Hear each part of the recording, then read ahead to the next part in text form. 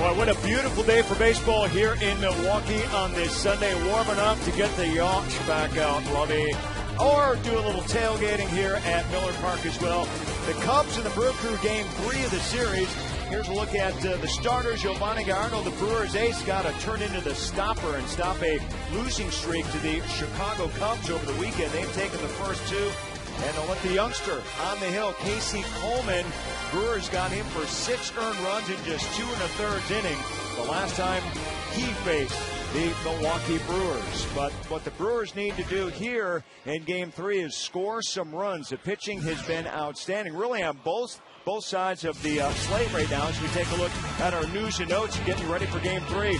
How about Carlos Zambrano on Friday night? 8 2/3 innings, almost went the distance, did not give up anything to the Brewers. He also at the plate had 3 hits in that game. And then last night, Ryan Dempster waving that glove against the Brewers for yet another win. He's like a big-time nemesis. 7 strong innings, did not give up any runs either. And the Brewers starters, though, check out their numbers since September 1st. Over a 9-game span, their ERA at 2.15. The Brewers, however, as a team, have only won 3 of those 9 games where those great numbers have been put up. Coming up, start your engines, everybody. Yo's on the hill, serving perhaps the most important role as ace of the staff. He's got to be the stopper today. Bill and Brian tell you why. It's Game 3 is on the way on Fox Sports Wisconsin.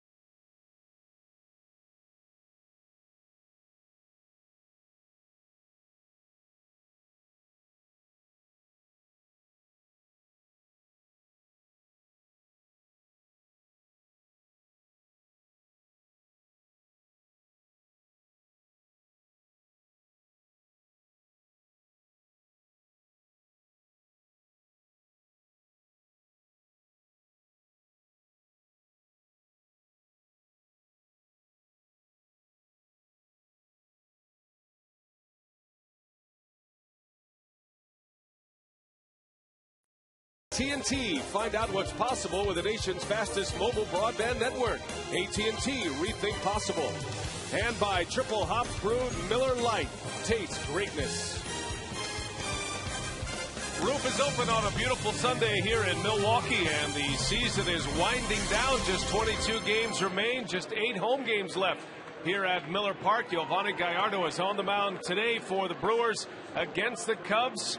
Throughout his career, 6 starts, a 2-1 record, and an ERA under 4, and he's hoping to continue that success here this afternoon. Hi, everybody. Brian Anderson along with Bill Schroeder. Great to have you with us today. It's the final game of the series. The Brewers have not scored any runs against the Cubs so far. They'd like to get some run support today for Giovanni Gallardo, who's coming off a pretty good start his last time out. Yeah, pretty good against the St. Louis Cardinals after, really struggled for 3 consecutive starts. He was out with that oblique injury and really hasn't been himself up until his last start. 7 innings, 2 runs, and you can see the walks down, 2 walks, and only 98 pitches. He always made 2 starts against the Cubs this year. He's only given up 1 run in a little over 13 innings, so he always been good against Chicago. It's the final game of the homestand. The Brewers will hit the road tomorrow. They travel to Houston. The starting pitching has been outstanding since September 1st. The Brewers starters with an opponent batting average of 192. Spectacular numbers. The problem is the Brewers have won just 3 of the 9 games. They are 3-6 in that stretch. The offense, it has to get going here today. Final game of the series. The Brewers and the Cubs. Gallardo matches up against Casey Coleman. Stay with us. The lineups and the first pitch coming up next on Fox Sports Wisconsin.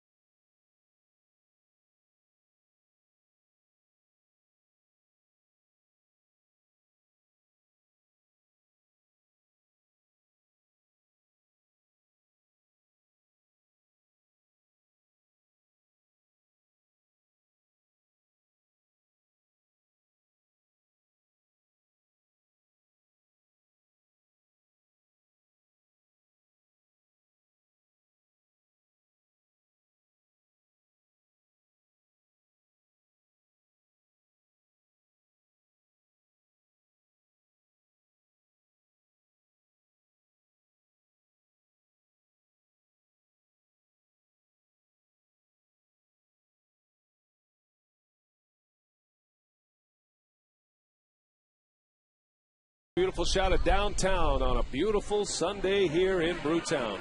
Glad you're with us. It's the final game of the series, the Cubs and the Brewers. Milwaukee trying to salvage this final game and make it an even 500 on this homestand. Here is the starting lineup for the Chicago Cubs, as turned in by their manager, Mike Quaddy. It's brought to you by Subway with DeWitt, Castro, and Fukudome at the top.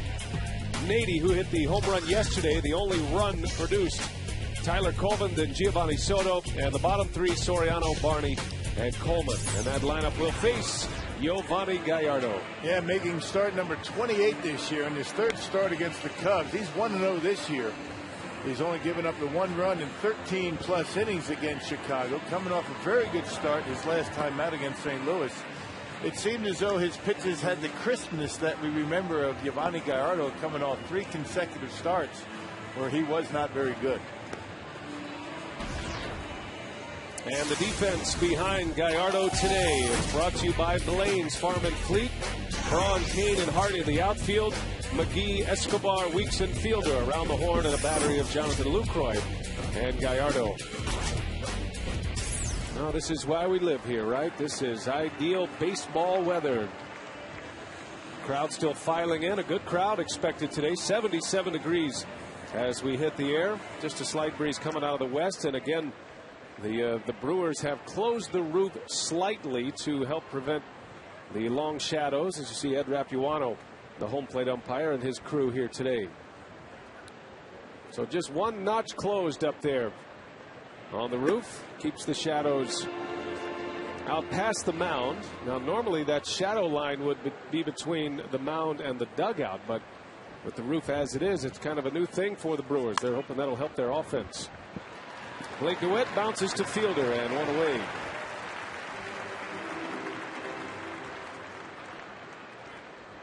Now the Cubs come in 62-80 for the season.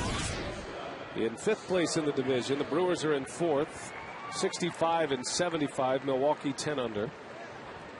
And game number 141 for the Brewers. Just 22 left in the season, and just one more homestand after we wrap up play today. That'll be against the Reds and the Marlins, and it begins on September 20th. So we hope you'll come and see us for one last time at Miller Park before we head into the offseason.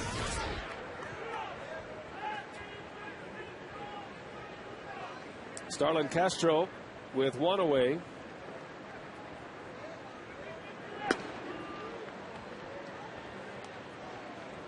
Castro was hitless yesterday, 0 for 4. Batting average dropped to .313. He's had a terrific year and is inside the top 5 in the National League in hitting to begin play today.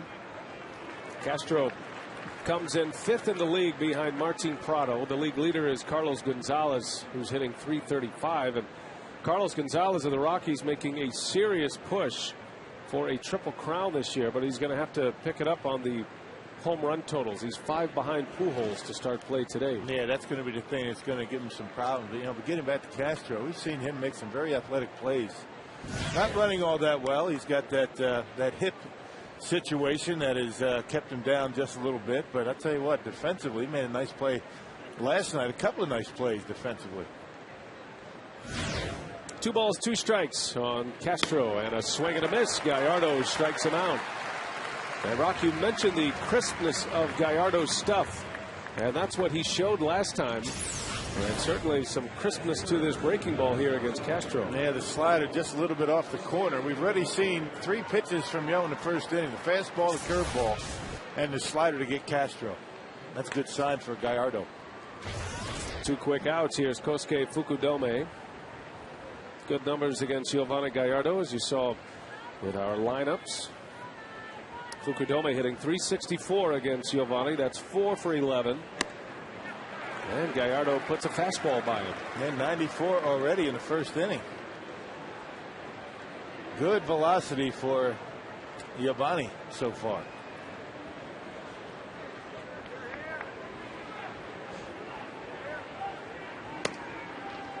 Well, last night the Cubs winning 1-0. The Brewers have not scored against Chicago in the first 2 games of this series. 18 consecutive scoreless innings against the Cubs.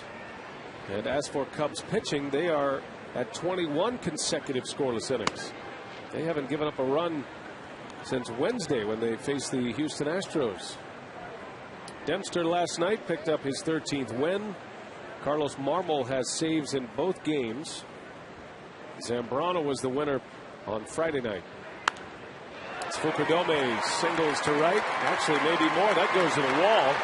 And Fukudome's on his way to second with a double. Well, that ball had some giddy up to it. It hit the ground and just shot to the wall for an extra base hit. Well, something about Giovanni Gallardo for Fukudome. We highlighted him in the lineups. A .364 career batting average against Gallardo. Look at a slider that didn't do a whole lot. And he rips it down the line. That ball scooted right by Corey Hart. And a 2-out double for Chicago. Fukudome continues his hitting ways against Gallardo. And now it's Xavier Nady. In the air, Weeks is back on the first pitch. Nady retired, and a good start for Giovanni. A scoreless first inning. Now the Brewers coming to bat against Casey Coleman.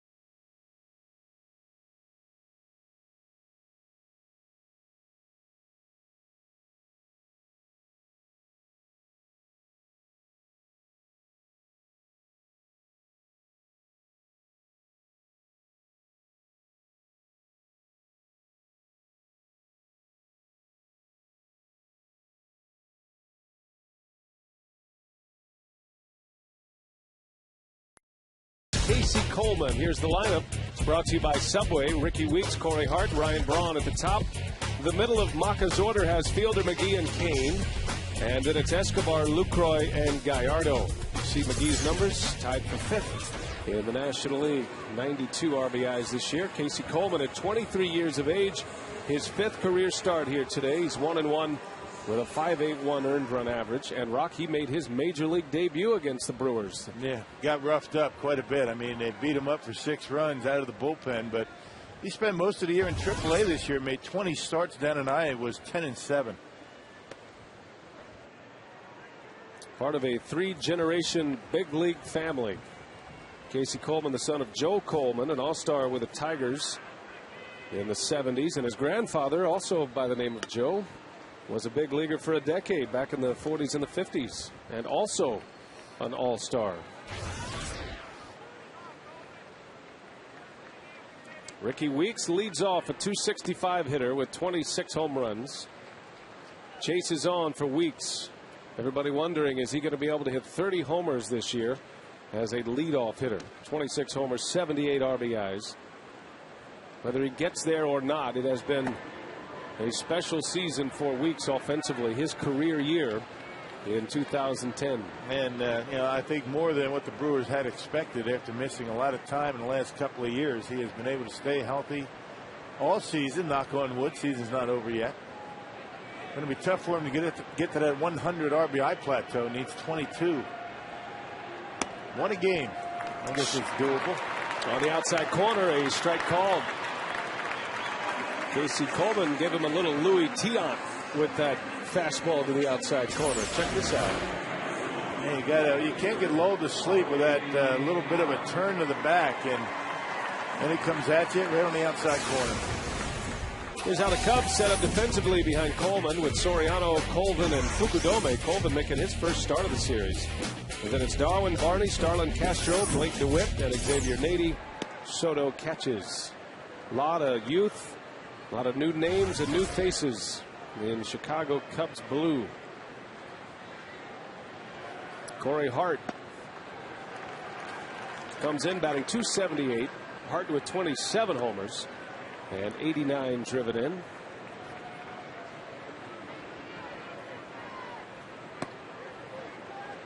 Now Coleman is a guy you have to kind of pitch the numbers at the outset. His ERA is near 6, but as Rock mentioned, he gave up 6 earned runs in his major league debut against the Brewers in 2 1/3. He's been good since.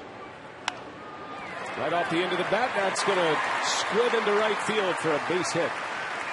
There's Corey Hart singles with one away. Yeah, one of the reasons why the Brewers have not been able to put anything on the board in this series is the top 2 in the batting order have had an awfully difficult time getting on base. There's a curveball right off the end of the bat for Corey. Dumps it into right field. Basically a 3-pitch pitcher is Coleman. Doesn't throw very hard. He'll sink the fastball, give you a curveball and a changeup. Mixes it up pretty well. Not afraid to come inside. And here is Ryan Braun now with one away. Just one hit in the series. Braun is 1 for 8.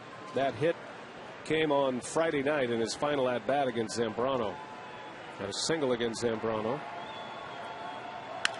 And a bouncer that's just foul. That 1-0 game last night, one of 3 1-0 finishes in Major League Baseball yesterday. In this, the second coming of the year of the pitcher. Padres and the Giants played to a 1-0 final yesterday. San Diego won that game. And their first win in that series with San Francisco.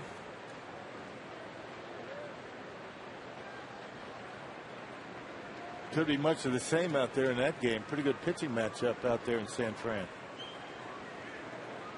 I should say San Diego. Yep, the final game of that series today. Matt Latos pitches for the Padres. Tim Lincecum for the Giants. The other 1-0 game came in Cleveland, and they played 12 innings. The Twins with a 1-0 win. It was Jim Thome who homered in the 12th inning. Thome's having a great year for Minnesota, his 23rd homer. Braun on the ground. That's a base hit. Hart was on the move, and he's on his way to third. No throw from Soriano. Soriano might have had a chance at Corey Hart. Instead, it's first and third as Braun delivers with a hit. And the Brewers in business here in the first inning. Yeah, first time in the series that the Brewers were able to get back-to-back base hits. A hanging breaking ball, so both of the base hits for the Brewers have come on breaking pitches up in the zone. That one didn't do much. And Corey Hart on the move and able to get into third base on a ground ball into left field.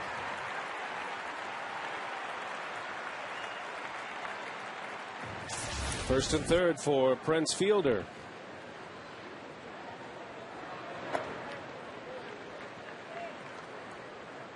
Been a frustrating series for Prince, as it has all of the offensive players. Fielder did have a hit on Friday, his only hit of the series so far. He's 1 for 7. And Prince with 1 walk. A rare game yesterday where Fielder did not walk. He's usually on base somehow. He still leads the club in home runs with 30 on the Powerball home run leaderboard. Albert Pujols is the league leader with 37 homers. Fielder checks in 6th in the league in that category. And 5 different Brewers with 20 or more homers this season.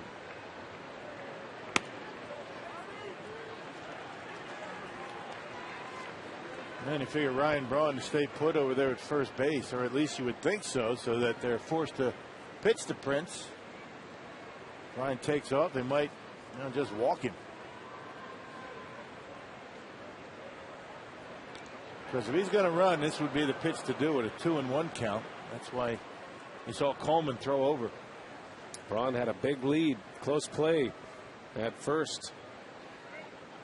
Coleman is a very good athlete. You can just tell by the way he bounces around on the mound, his pickoffs to first. And a bouncer, Nady, over to second for 1. The return feed is in time. A double play. And the offensive woes continue for Milwaukee. 2 on with 1 out, and their big popper up. And Fielder bounces into the 3-6-1 double play.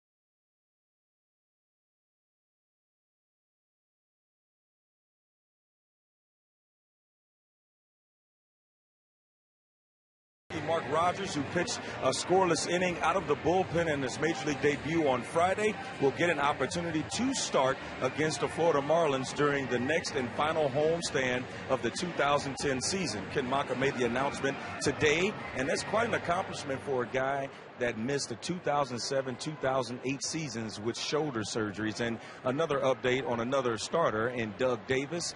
He will be available on the 17th. He's right on schedule. He's going to go down to Arizona, pitch in an instructional league game on Wednesday, and then he said he should be available. But it's a big accomplishment for Mark Rogers, who will make his first major league start during the next homestand, guys. Yep, that'll come against the Florida Marlins sometime in that series. It's a 4-game series with Florida. It'll be the final home series of the year, so that's encouraging for Mark Rogers, who has been starting in the minor leagues this year, and they'd like to continue to strengthen his arm, push his innings up, and get him into a position to make the club for next year. Yeah, very impressive in that relief outing. Got it up to 98 miles an hour, the fastball.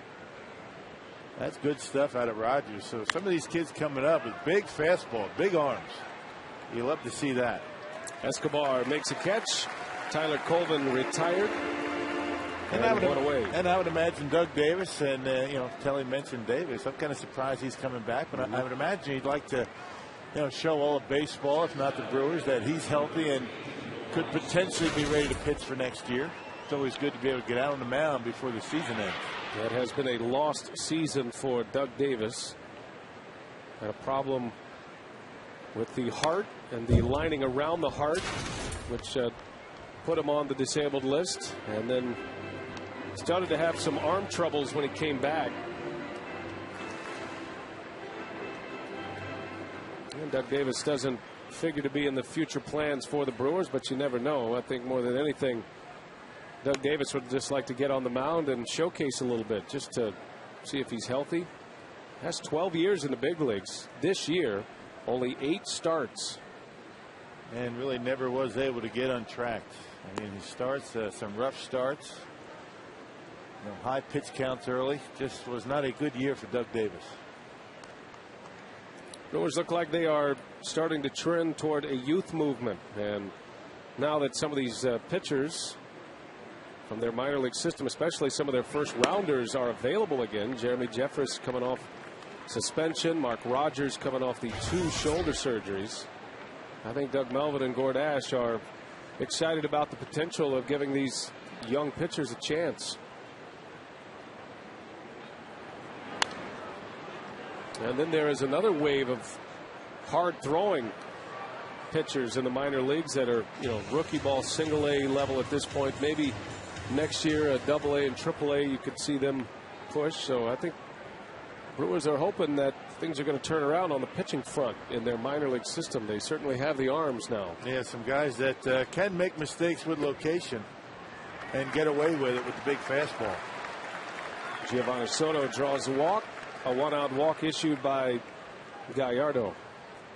And that leads us to our carsoup.com email the booth question. Sarah in Turtle Lake wants to know, who is your favorite to win the Rookie of the Year award in the National League? So it's going to be a great race for NL Rookie of the Year. Right now, Buster Posey is probably the odds-on favorite because of the way he's changed the lineup for a contender. But Jason Hayward is going to get a ton of votes. Gabby Sanchez having a terrific year in Florida. Yeah, Gabby Sanchez is a guy you don't hear a whole lot about. It's Hayward, Jaime Garcia, the pitcher over there in St. Louis, Buster Posey. But, it's going to be tough. This is probably the best crop of rookies in the National League in a long time. Well, no matter who wins it, Gabby Sanchez is going to win the award for the best wrestling move when he clothesline of the year. He took down Niger Morgan of the Nationals. Yeah, he'd got 2 for cross-checking. I mentioned the other day, it kind of reminded me of the Honky Tonk Man, right? And with a chair. Right. And I was corrected, showing my wrestling acumen. Mike Vassallo pointed out Honky as he calls him, would never use a chair. He used a guitar. Who was the chair guy? He didn't know. They all? Didn't know? I mean, I thought that was kind of a rite of passage. I know. What was it? Hacksaw Jim Duggan had a 2x4. Maybe one of the Von Erichs. They used chairs, didn't they? I'm surprised Vassallo didn't know who the chair guy was. Well, I'm sure he does. Yeah. He'll probably be in here within 30 seconds. Spends a lot of time during the off season checking out the pro wrestling circuit. Star Trek fan.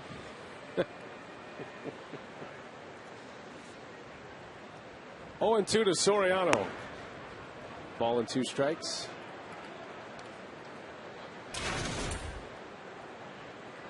Anyway, so if I insulted any of the wrestling fans insinuating that the Honky Tonk would use anything but a guitar, then I apologize for that. It's my written verbal apology here.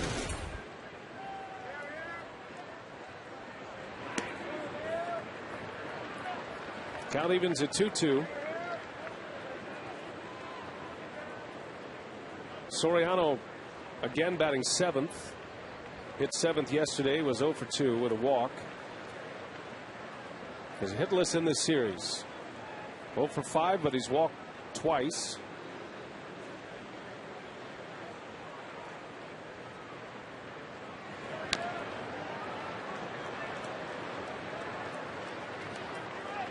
Soriano signed that big contract with the Cubs, an 8-year deal.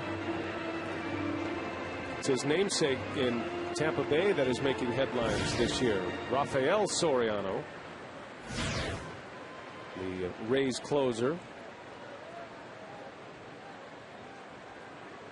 Soriano now in his 4th year as a Cub. Hits that one high and deep to left. Braun is back with room. And he's got it for out number 2. Yeah, he's a dead low ball hitter. That was a dangerous pitch to Soriano.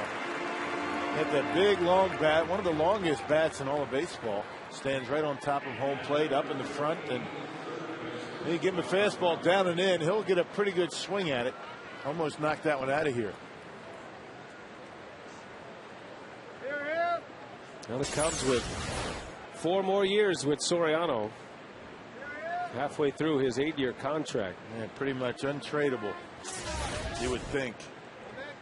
The amount of money that he's going to be bringing in. You wonder where his production is headed. It's dropped every year, but he has turned it around from last year's Soriano. Not a bad year by any stretch. 22 homers, 72 RBIs, but not the kind of year that the Cubs are hoping for from Soriano. They're expecting 30, 35 plus homers, 100 plus RBIs. That's the kind of money he's making. Especially Wrigley Field. And I think that's what Soriano was thinking about, other than the big money, going into Wrigley Field for 8 years. I saw Soriano coming up as a shortstop in the Yankee system. And what a shortstop he was. It's hard for me to watch Soriano struggle defensively like this, because when you watch him play shortstop when he was a young player, he reminded you of Alcides Escobar. I mean, that's how nimble he was. He had a great arm. The Yankees moved Soriano to second base because Derek Jeter. There was no at-bats available at the shortstop position in New York. Yeah. Even back then. That's over a decade ago. Even now.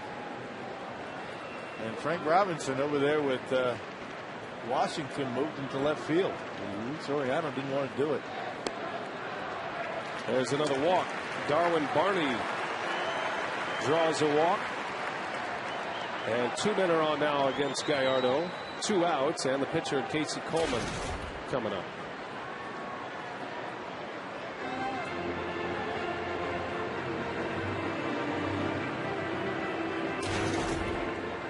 I just don't think Giovanni was going to give Barney much to hit right there. You got Coleman coming up. He's got 1 hit and 12 at bat, so he would just as soon go after the pitcher. Given the fact the Brewers haven't been able to score runs, one swing of the bat could cost you dearly when the team's in an offensive funk like they are. Starts him with a curveball and gets ahead of the aggressive swinging pitcher.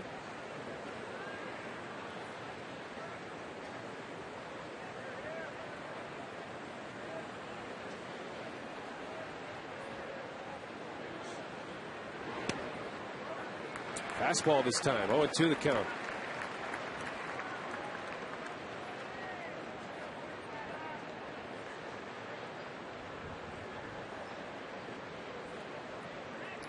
Gallardo with 2 on behind him. Soto and Barney.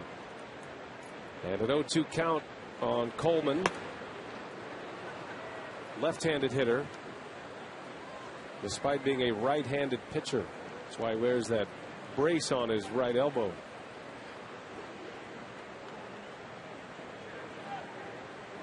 Only 1 for 12, as Rock mentioned, but he stands up there like a hitter. A little bit open stance. Down he goes. Gallardo strikes him out. His second K, and he strands 2 Cubs. A couple of scoreless innings in the books for Gallardo. We head to the bottom of the second. Casey McGee will lead off.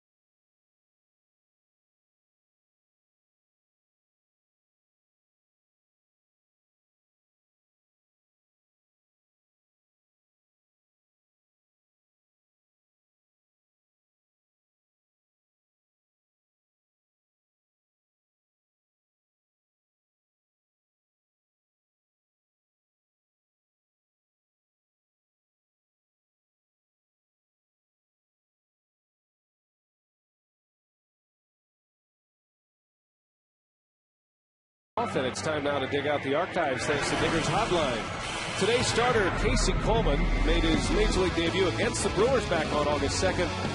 Went 2 1/3, gave up 8 hits and 6 runs allowed. And you look at his numbers today at .581, it tells you that Coleman has done a pretty good job for the Chicago Cubs and might be pitching his way into their plans, making just his 5th career start after 4 relief appearances for the Cubs earlier this season. Yeah, had a really good start against the Nationals. 1 run in 6 1/3 innings and a 9-1 victory.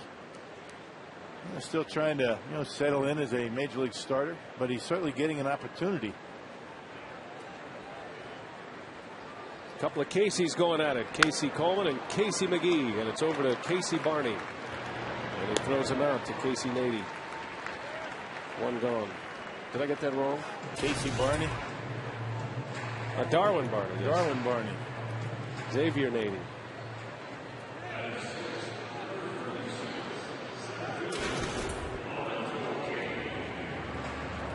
So 1 out for Lorenzo Cain.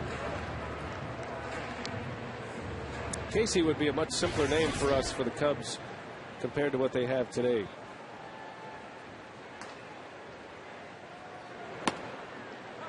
It's some interesting first names, as Rock pointed out a couple of days ago. Been thinking about that all series. Have you? Never noticed it till you brought it up. Marlon Byrd is, got the day off. There's Xavier Nady. Michael Odino's favorite first name on the Cubs, just to let everybody know.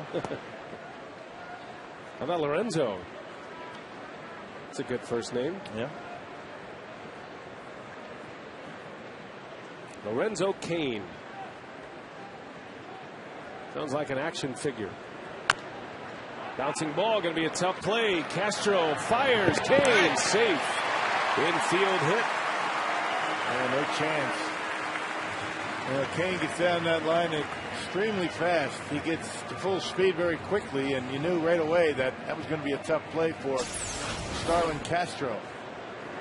Right off the plate, right up in the air. And not able to get enough on it to get Lorenzo at first base. That's that sinking fastball from Coleman. He's got good movement on it. Cain a base stealing threat. Coleman has a good move, as he showed earlier today against Braun. Cain 6 steals, just 1 caught in the big leagues this year. And when Kane gets on, the reason he's hitting in front of Escobar, Ken Maka likes to put some action on with these two. Maka is not an aggressive manager in that sense. He plays for the home run ball a great deal. Why wouldn't he with this lineup? But with Kane and Escobar, you can afford to take some chances. I mean, you got to do some different things when your team's not scoring runs. I mean, maybe put a hit and run on from time to time. Maybe drop down bunts when you ordinarily wouldn't. Escobar trying to bunt for a base hit. Just try to get something going. That's the only thing a manager can do. You can't go up there and swing the bat. Be a little bit more aggressive in your style. Escobar with a new helmet today, we noticed. Got the double flaps going.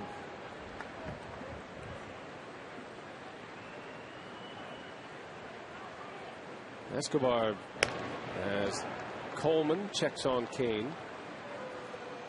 He's not a switch hitter. Normally in the big leagues you see the one flapped helmet. Unless you're a switch hitter. Some switch hitters will wear the double flaps. You know, base stealers from time to time will do that when they're diving back into a base. A little protection with the ear. Maybe that's it.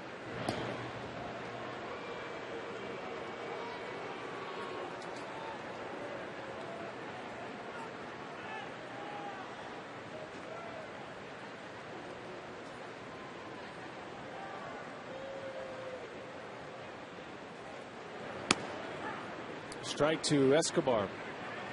And down he goes. 2 outs in the inning.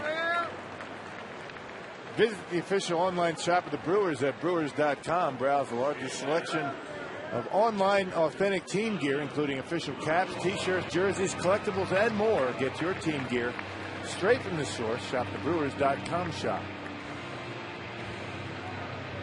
That little guy's ready to go. He's got his glove.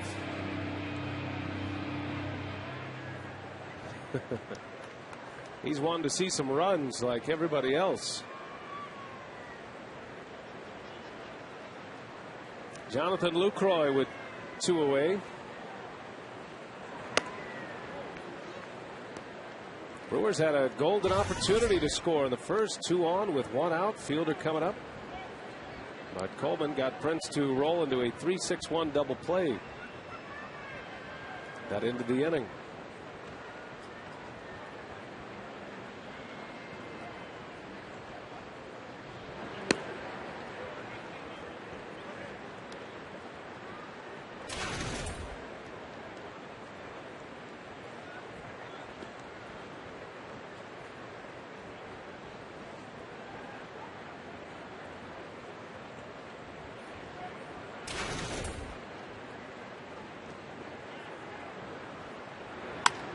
Back up the middle. Coleman makes the play. And Lucroy is out. The inning is over. To the third we go at beautiful Miller Park.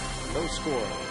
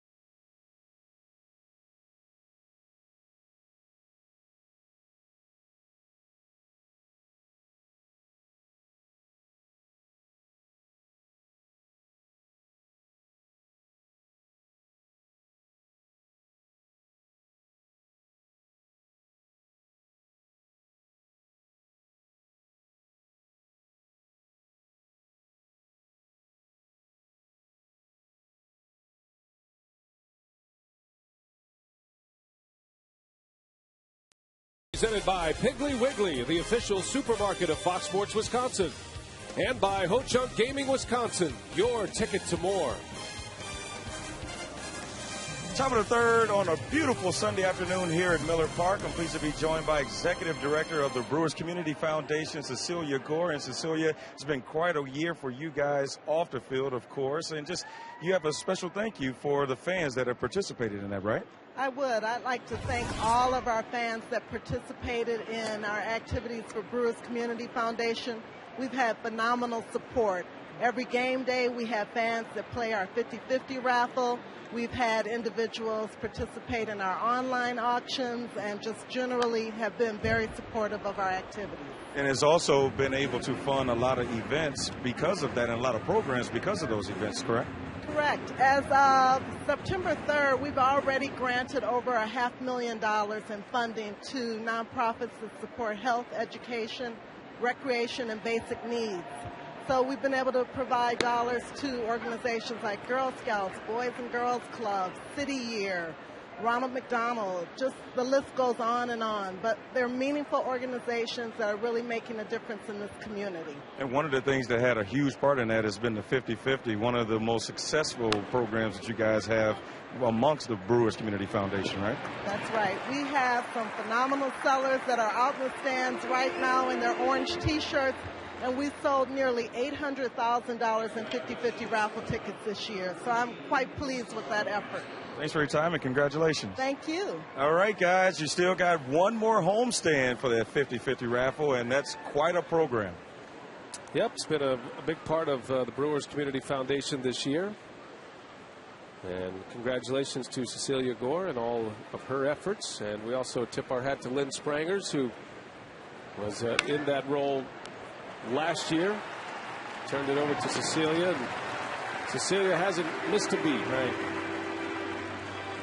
Yeah, big commitment to the community. The Brewers have always been actively involved, and not too many sports organizations more involved in giving back to the community than the Milwaukee Brewers. 2 outs for Gallardo, 2 up, 2 down in the third. A couple of ground outs for Giovanni. And here's Kosuke Fukudome. He has the only Cubs hit. It was a double in the first.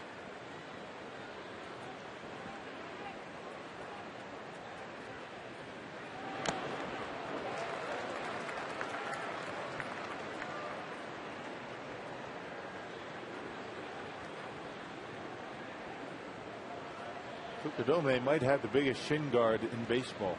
He's covering that entire shin all the way up to the knee.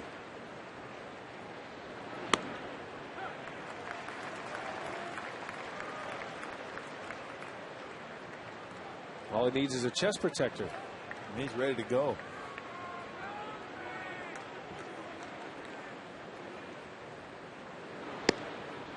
Does that tell you anything as a catcher? When you're there, you see a hitter come up with a shin guard, or does it change anything about the way you'd approach a hitter? No, not really. I mean, it's just one of those things, you know. You're always, if you foul a ball off your leg, it's going to be on your front leg, 99 times out of 100.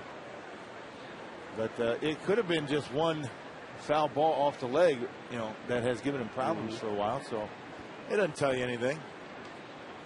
Here's the 2-2. Did he go? Yes, he did, says Ed Rapuano. Gallardo strikes out Fukudome. And a good inning. 3 up, 3 down for Yo. Picks up his third strikeout, and he's through 3 innings of scoreless baseball against the Cubs.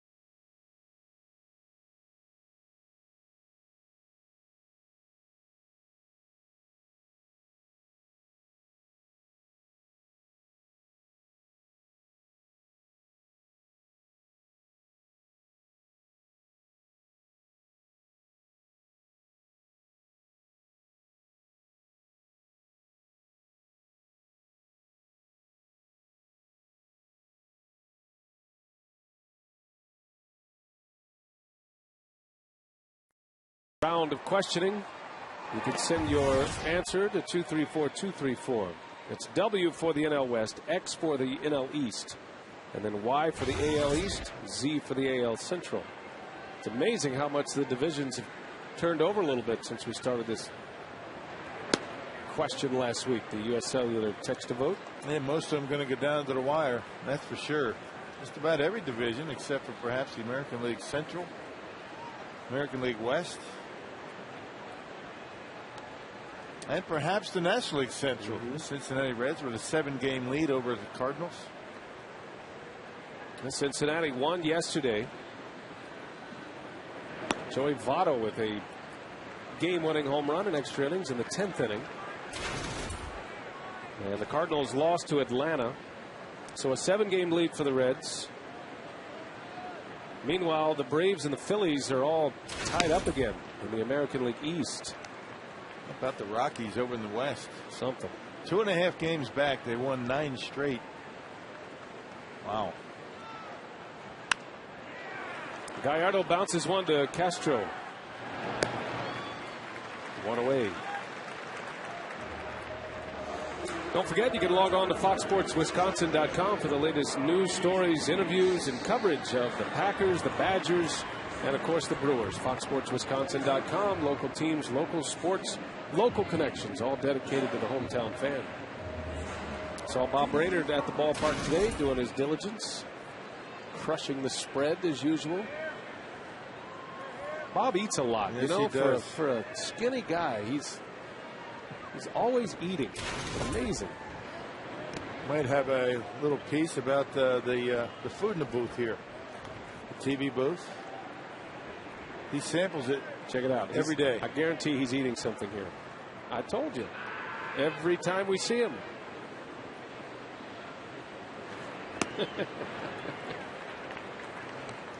There he is, Bob Brainerd.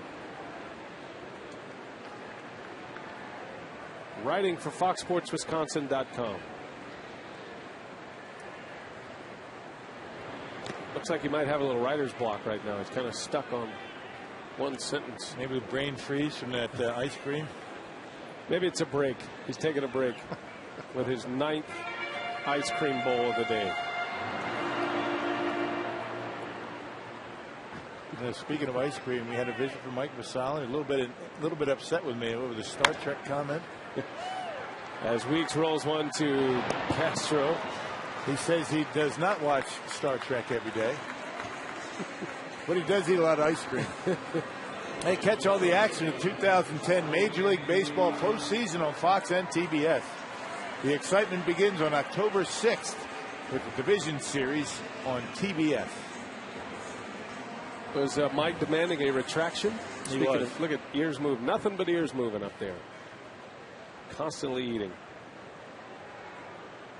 It's an excellent bubble. So he is not a Star Trek fan, although he looks like one.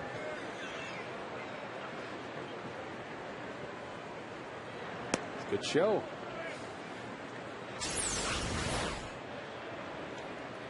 Tell a lot about a guy by a man's bubble. Mike Vassallo, award-winning game notes today. Again, check that out at Brewers.com. John Steinmiller all buttoned up. Yeah, he's ready for the road trip. Steiny. Mike Vassallo's not joining us on the road. No.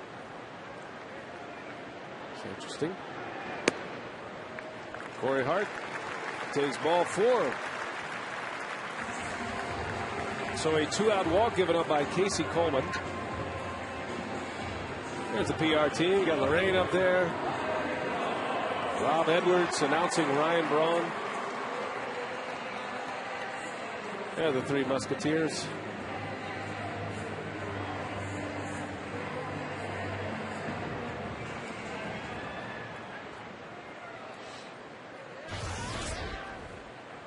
I'm a big fan of Rob Edwards and his public address announcing. Great voice. He's one of the best in baseball. Braun rolls one out to Castro, and he bobbles. And a high throw that goes into the Brewers dugout. Boy, that looked like as routine of a play as you could have. Castro fumbled it once, throws it away, and it cost him not only the inning, but both runners will advance as that one goes into the Brewers' first base dugout. Not just too nonchalant. I mean, you can't blame a bad hip on this play. But check it out. Flat-footed, loses the handle on it, and then a floater over to first. Ryan Braun not running either. He was figuring that Castro was going to go to second base. So the Brewers in business. They got Prince up. A couple of men on, first base open. I'm not sure what Maka is talking about with Ron Kolpa. That's what he's talking about. Maka's saying was Ricky Weeks already, or Corey Hart already at second base when that throw was released. Now it's when the throw is released. And I don't think that Corey was at second base. If he was, you get 2 from the field, 1 from the mound. So if he was actually on second base when the throw was released, not when it went into the stands. Let's see. It's hard to tell, but he's just getting there now. The ball clearly, was released before Corey got to second base. That's what Ken Baca was arguing about. Right. All right, so Hart stays put at third. Braun out at second on the Castro error. And they will walk Fielder here to load the bases for Casey McGee.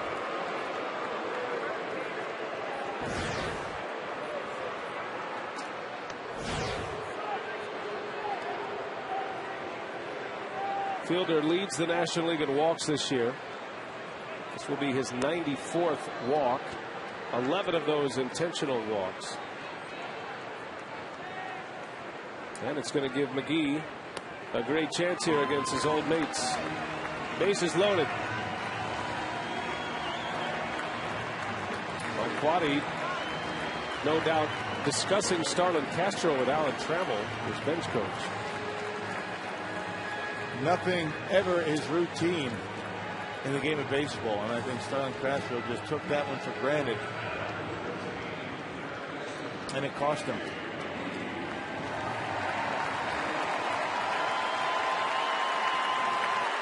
Here's a chance for the Brewers. A gift from the Cub shortstop, and now Milwaukee hoping to cash in. They have not scored in this series. 20 consecutive innings.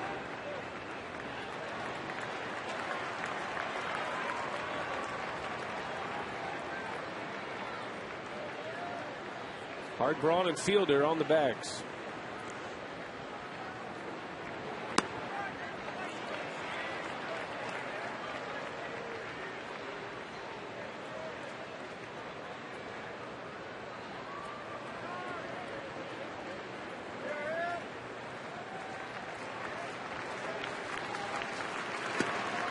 Two balls and a strike.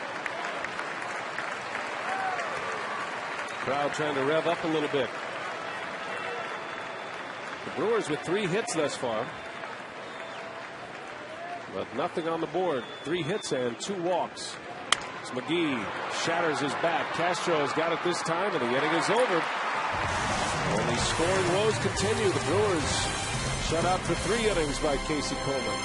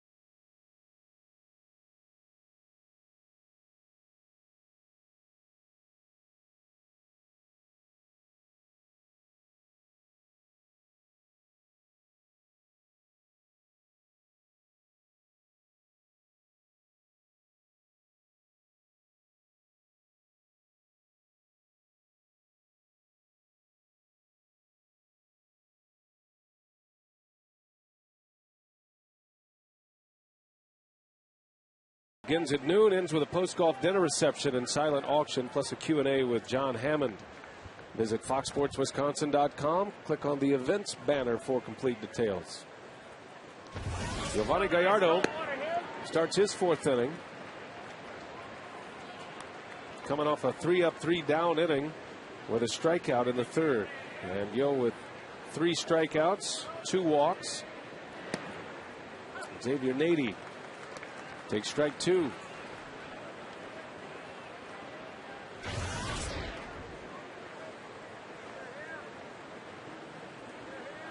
Nady homered last night, the only run of the game in a 1-0 Cubs win. And what was impressive about that home run, it looked like when it left the bat it was going to hook well foul, but Nady was able to keep it fair and it hit the foul pole. Man, mistake with a cut fastball by Randy Wolf, one of the only mistakes he made all night. Gallardo strikes him out. 4th strikeout for Giovanni. As we talked about when we came on the air, Giovanni Gallardo has been much better. Very good his last time out. Some sharpness and crispness to his breaking pitches and his fastball. 4 strikeouts, 3 walks. He's only allowed the 1 base hit and a good curveball to get an 80.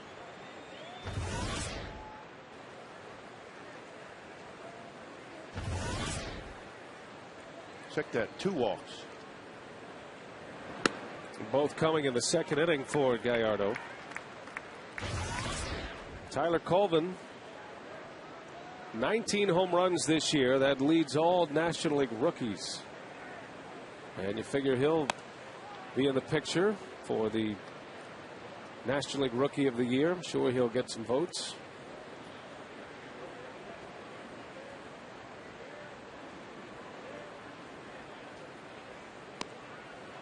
First start for Colvin in this series.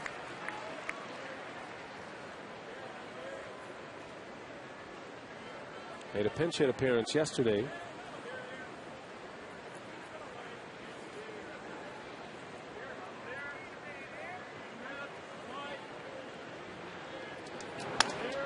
Breaks his bat down the right field line. Corey Hart slides and he makes the catch for the out. In foul territory, Corey Hart runs one down. What a play. Boy, not much foul territory down there. And just enough. Corey able to slide. You remember Corey hurt himself on a play very similar to that a few homestands ago. Missed some time. Able to slide nicely and haul it in. Yeah, great catch, Corey Hart.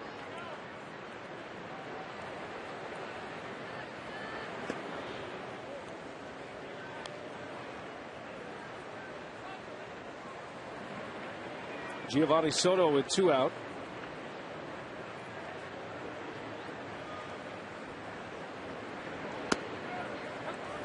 Soto walked in the second inning.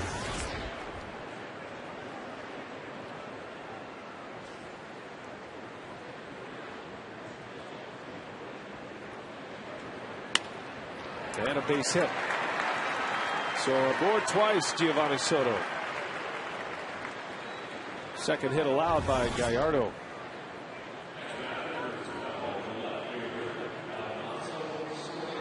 All right, Rock, our AT&T trivia this afternoon.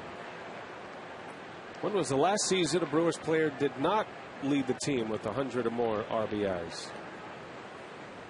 That might happen this season. 100 RBI seasons aren't a given in baseball. It's a great year when you drive in triple digits. Well, Casey McGee leads the team right now. 92 for Casey.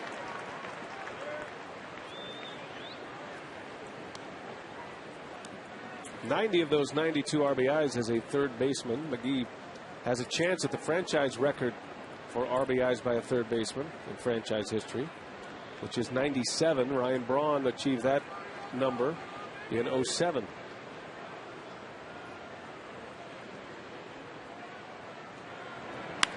Soriano with a base hit. Soto around second will stop there. Back-to-back hits with 2 away. And the Cubs are threatening in the 4th. Well, a slider that stayed in the middle part of the play. That's a dangerous pitch to Soriano. He likes the ball down. Really anywhere down. And down the way, down and in, down the middle. That breaking pitch ended up center cut.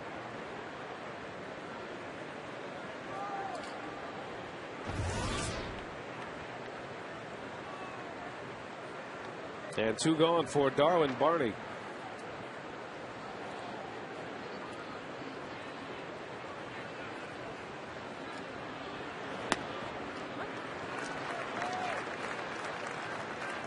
Barney out of Oregon State, on a College World Series team just a few years back. Just 24 years of age. He was in that same draft back in 07. A lot of talent in that 07 draft. Back-to-back College World Series champions with Oregon State, 06 and 07.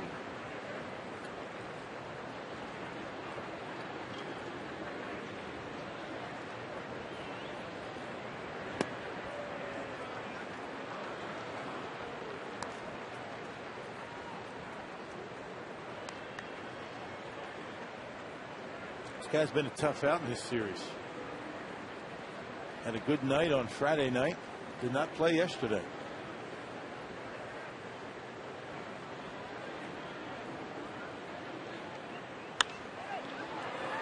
Slices in the seats.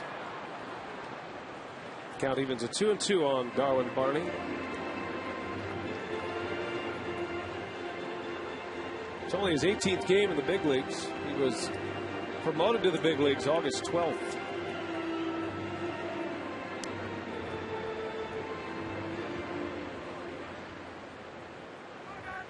Hit .297 in AAA Iowa this year.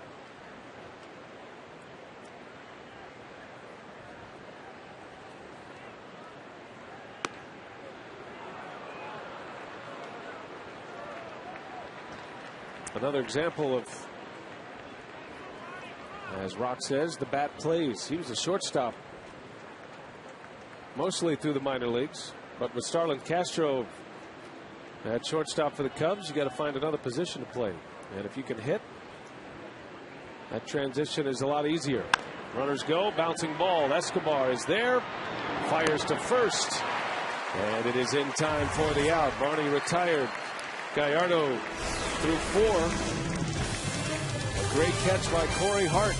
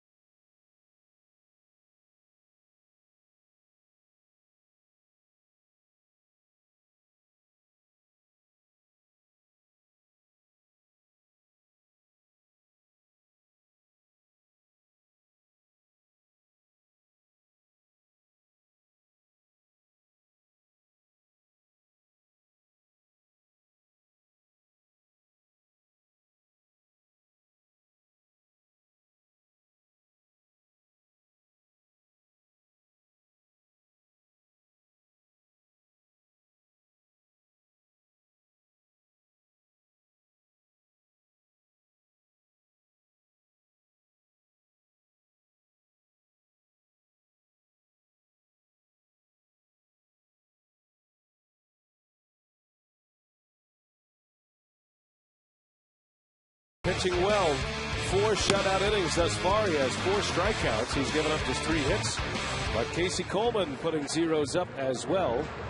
Continuing a disappointing trend for the Brewers bats here lately. Cousins subs, game reset, scoreless as we go to the bottom of the fourth. The Brewers have not scored a run in their last 21 innings.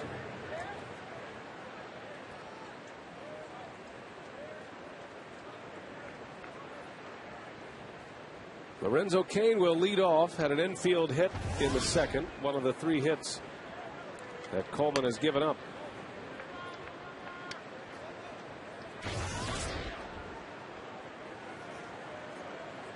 Cain hitting at .267 this year. Got off to a fast start, has cooled somewhat, and that's about the trend for a young hitter. As soon as there is enough video on you as a hitter, the opposition will find those holes. And the difference, really, big league pitchers can also find those holes with consistency.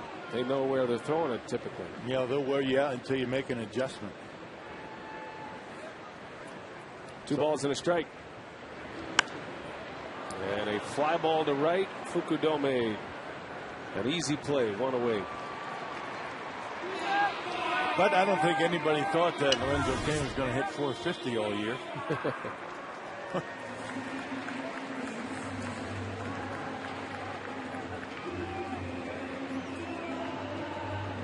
Here's Escobar.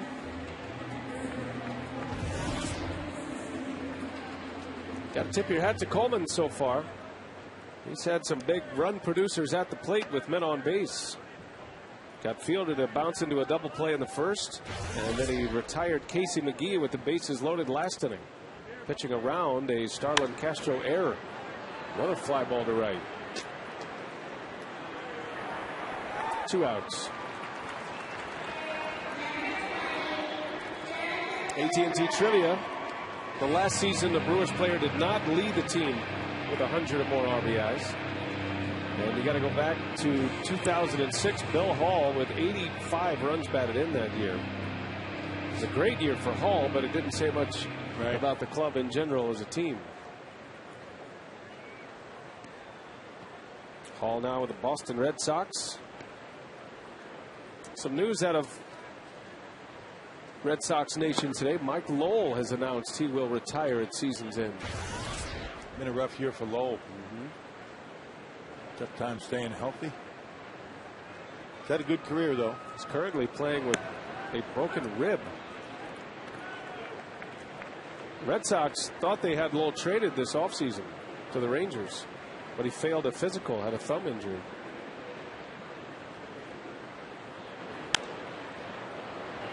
Another fly ball. And it's going to be 3 outs in the air for the Brewers in the fourth. They go quietly.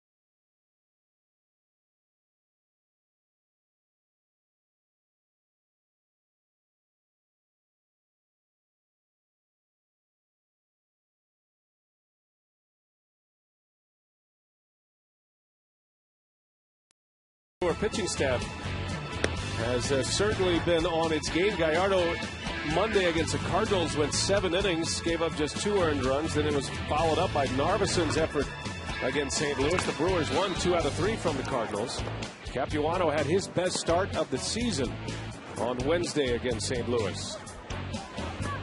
Bush Friday against the Cubs, just 1 earned run, but he took the loss. And then yesterday, Randy Wolf pitched well, 7 innings, or rather 8 innings, just 1 earned run. He also took the loss.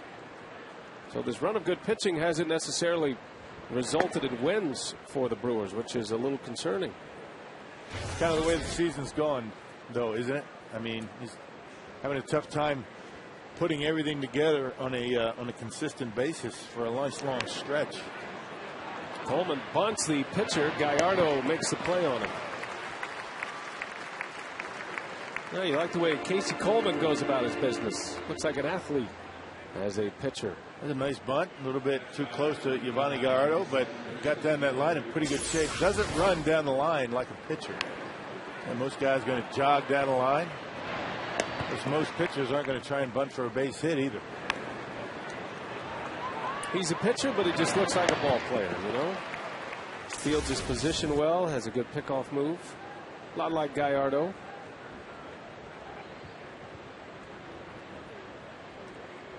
So 1 away, top of the order. Here's DeWitt.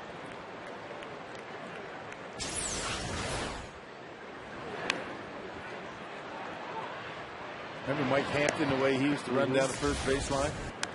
Mike Hampton is back. Yeah. Pitched last night for the Arizona Diamondbacks. He's got 9 lives, Mike Hampton. I was talking to a scout a couple days ago, had the Reds recently. You know Travis Wood, right? Mm-hmm. Their rookie pitcher. Right. Clocked him 4-1 to first base. Wow. I mean, that's Escobar speed. Right. I've never really understood why a pitcher can't at least run down the line. You know, I mean, honestly, none of them do it. Hardly any run hard down the first base line. But that was just one of those things. Wondered why not. It's fun to run. Right. Keep you loose. Just like Todd Coffey when he comes in from the bullpen. Right. Not many do that either. There's a strike called outside corner. DeWitt is rung up. And the 5th strikeout for Giovanni Gallardo. And we talked about the location for Yo. That one, bingo, right on the outside corner. Up in the zone, but on the corner. Hey, Waste Management and the Brewers are asking that you recycle at Miller Park. Be on the lookout for Waste Management recycling containers inside and outside the ballpark. Think green, think Waste Management. 2 men are out, and here is Starlin Castro.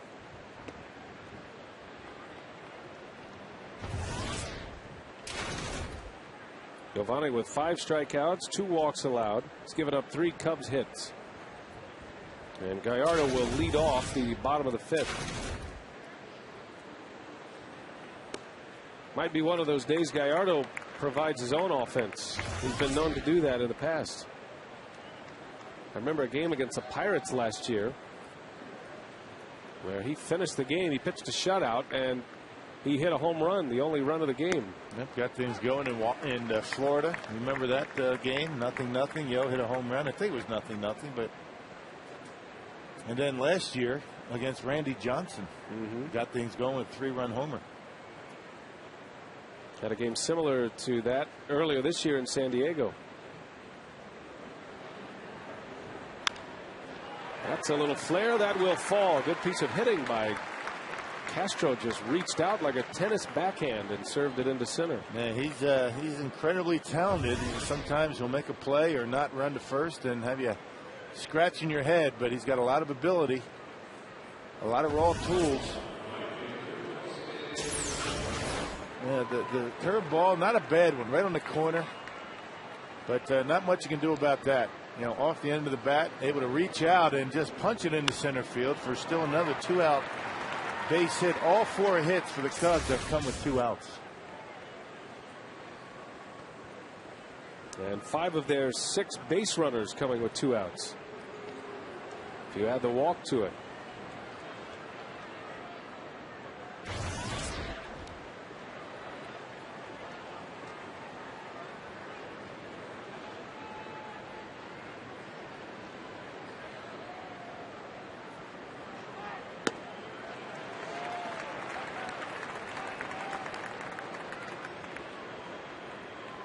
This is the final meeting between these two clubs this year.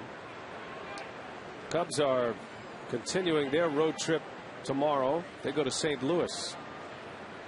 They've got 3 against the Cardinals and then 3 against the Marlins on this current road trip.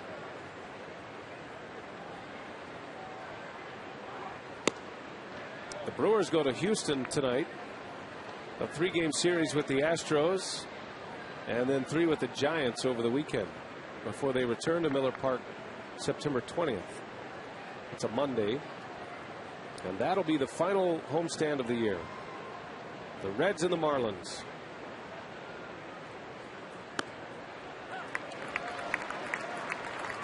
Well, the way the Reds are going, they might be inching closer to a division championship by the time they arrive to Milwaukee. A 7-game lead. I believe their magic number is 15, maybe 14. Start paying attention to the magic numbers, according to Mike Faulkner, when it gets into single digits.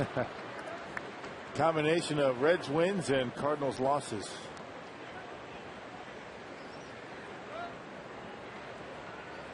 Well, I would agree with that. Single digits, right? You focus in on the magic number. You don't start talking about the wild card race until August. Kind of some rules of thumb to keep in mind if you're a stats man. You have a rule about discussing how many games you're ahead or behind in the division. When do you, is it June? All-Star break maybe. What's your rule? Am I allowed to make rules? Oh yeah, I wasn't sure. It's the Schroeder rules. Between Bill Schroeder and Bob Uecker, we all have pretty much a game plan for just about everything. Yeah, you guys march in step. You do a nice job of that. Yep. I can only wish. Fukudome walks. And 2 men aboard with 2 out.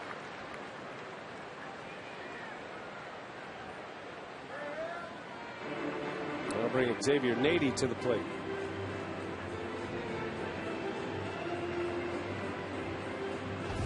Well, Gallardo has issued 3 walks now and another base runner with 2 away.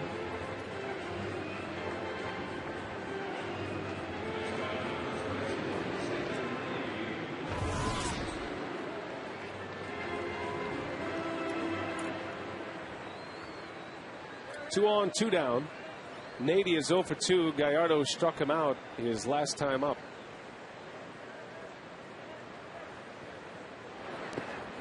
And a little half swing. They'll ask if he went. No, he didn't. Able to check it.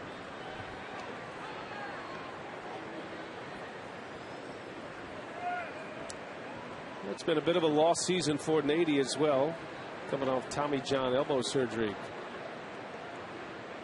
last year. And when he was playing every day, he had big power to the opposite field. Right center field power. And last night he hit the left field foul pole. I was about halfway up that pole almost. That was a blast. And he got fooled on the pitch. Played in just 7 games last year. He was a member of the Yankees last season. Did not play on their postseason roster.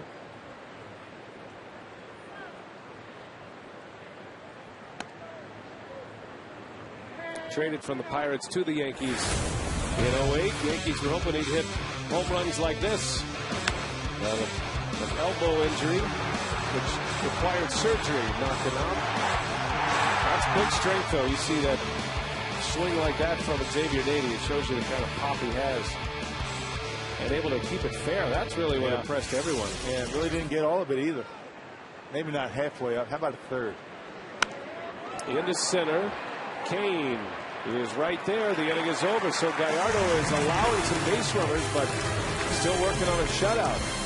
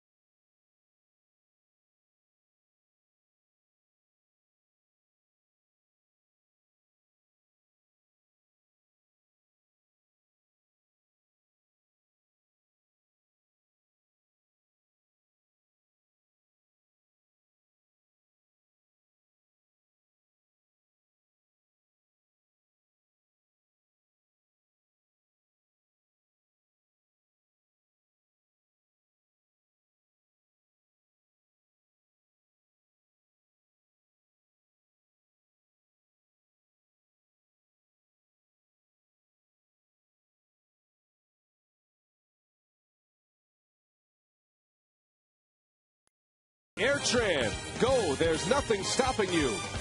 And by GMC, we are professional grade. Beautiful shot of Lake Michigan, the Brewers and the Cubs. Both sharing Lake Michigan, the I-94 rivalry. Yovani Gallardo leads off here in the 5th inning. No score. As Gallardo and Casey Coleman hooked up in another dandy here at Miller Park. Coleman just 23 years of age. The Cubs minor league pitcher of the year last year. Not a big guy, doesn't have an overpowering fastball, but you can just tell he has a good feel for the game. Yeah, he's got good command of his pitches. Giovanni Soto doing a nice job getting him through the game. You know, mixing it up nicely, change ups, breaking pitches, and that good sinking fastball. Now, pitching certainly has dominated. I mean, that's an understatement in this series. There's only been 2 earned runs in the entire series. Cubs scored 3 unearned runs on Friday.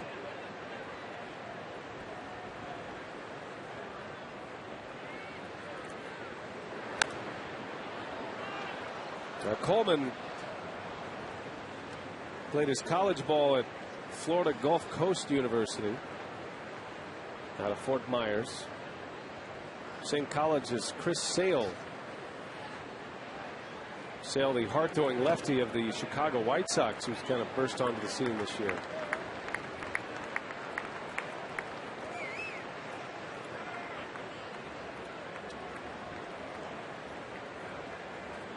Full count.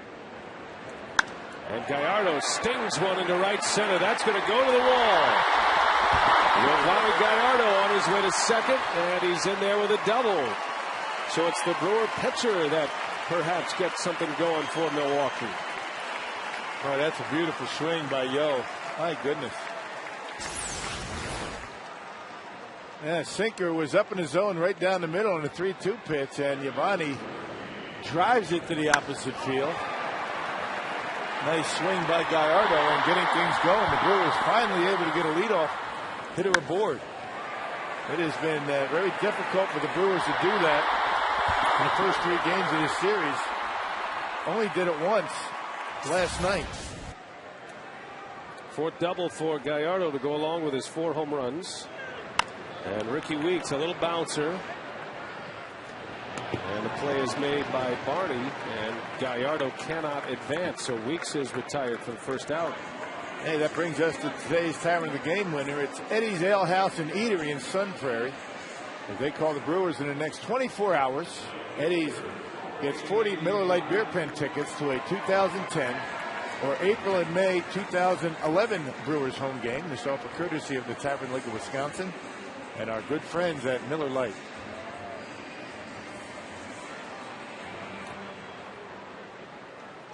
One away for Corey Hart.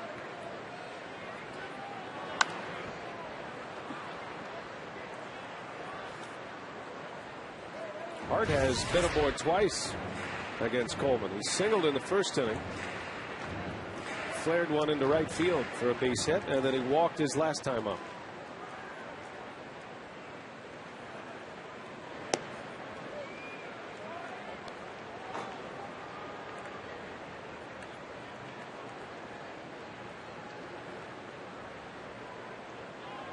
Gallardo with a leadoff double.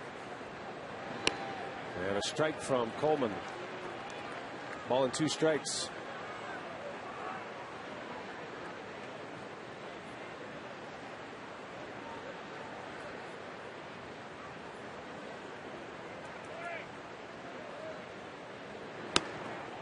On the corner, and Hart is rung up. So Casey Coleman, after the leadoff double, has come back quickly with 2 outs, retiring Weeks and Hart. The top of the Brewer order has had a tough time. Able to get one by him on the inside corner. The pitch before that one catching front of the plate. Looks like Corey was thinking breaking pitch. Say only 1 day remains to vote for the top 3 moments in Brewers history. Over the course of the season, there have been a series of polls on Brewers.com to select the top 3 moments from each of the 4 decades of Brewers baseball. A separate media poll is also conducted for each decade. Well, tomorrow, those polls close at Brewers.com. Fans have been asked to vote for their top 3 moments, Rock, in Brewers history from the group of top 12 finalists that are on the web. So just go to Brewers.com. We'd love to hear from you.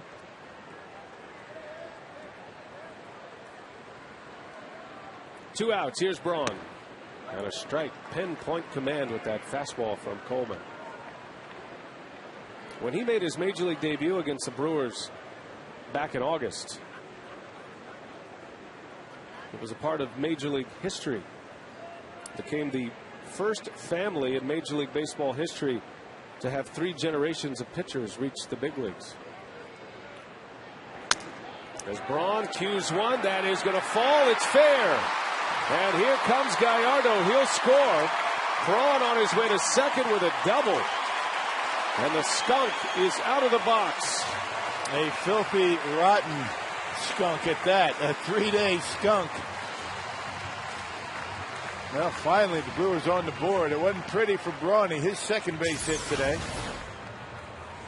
A good pitch again by Coleman. Eats him up inside, but Ryan able to fight it off.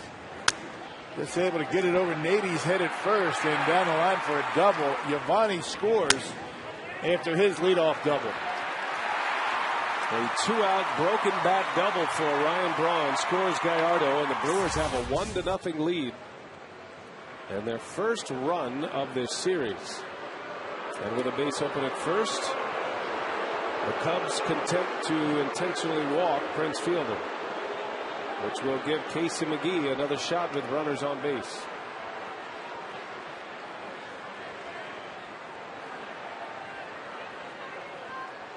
And you're seeing right now why Casey McGee's been able to drive in as many runs as he has all season, 92 of them. And teams just do not allow Prince Fielder to beat him when there's first base open. In these situations, they don't mess around. And Casey's done a nice job this year cleaning up the mess.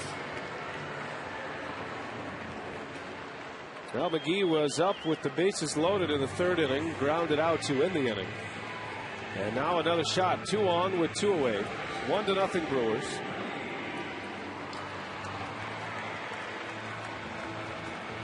McGee with a couple of ground outs against Coleman.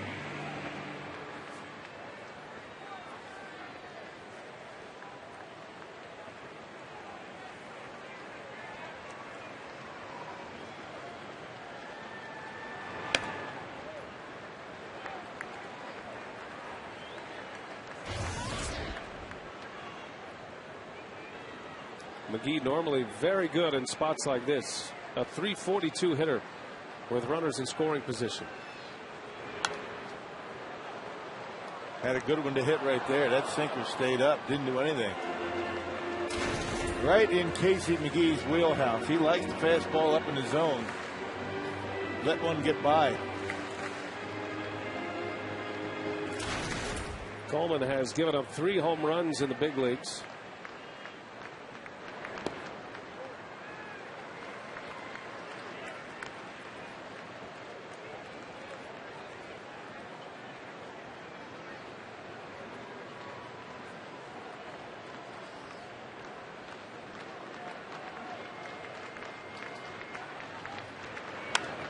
And McGee just missed one. Pops it up. A little bit out ahead of it. On the side retired. But the Brewers get a broken bat hit and a run scored. It's 1-0 Milwaukee.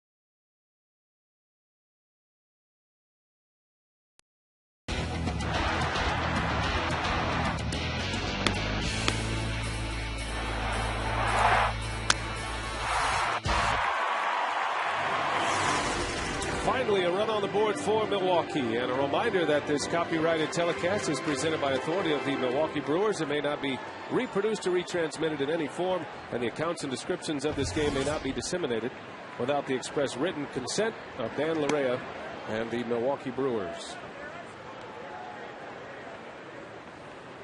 Young man having a great time at the ballpark. No glove, though. His brother's got the glove. He'll just reap the rewards. As Tyler Colvin sends one deep to right. Hart on the track makes a catch. And a narrow miss. Colvin almost with his 20th home run of the year. Instead, it's a long, loud out for out number 1 of this 6th inning. Yeah, anytime you get a ball up in that direction with that short porch and right, you never know. He got under it just a little bit. Still thought it might have been enough.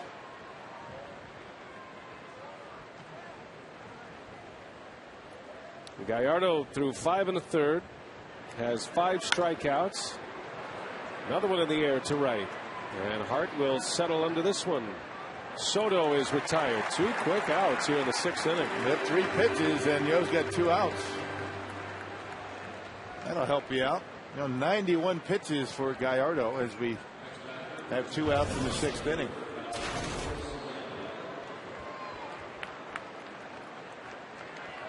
He's given up 3 walks. Answered that with 5 strikeouts. The Cubs have 4 hits. 2 outs. Soriano takes ball 1.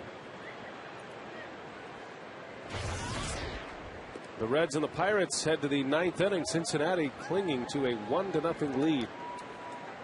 A lot of 1-0 games in the big leagues over the weekend. Well, there's a knee buckler from Gallardo. 1-1. Yeah, good curveball. He's got a nice sharp break to that curveball today. Sometimes it'll just roll up there, and those are the ones that get hit. The curveball breaking sharp and late. Soriano into right. And this is going to be a 6-pitch inning for Yovani Gallardo. 3 up, 3 down. Brewers are coming up.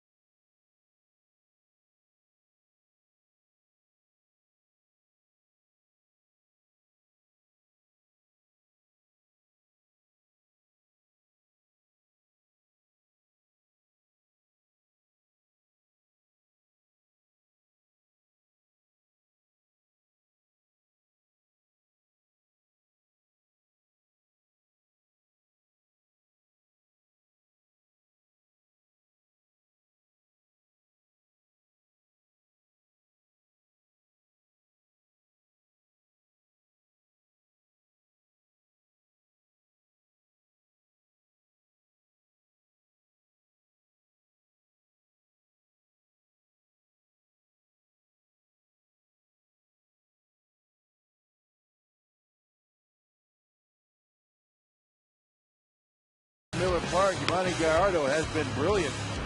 He's been able to scatter 4 base hits. He struck out 5, walked 3. Casey Coleman, not too bad himself. A broken bat base hit down the right field line by Ryan Braun after Yovani Gallardo had led off with a double. The only run of the series, and the Brewers are making it count.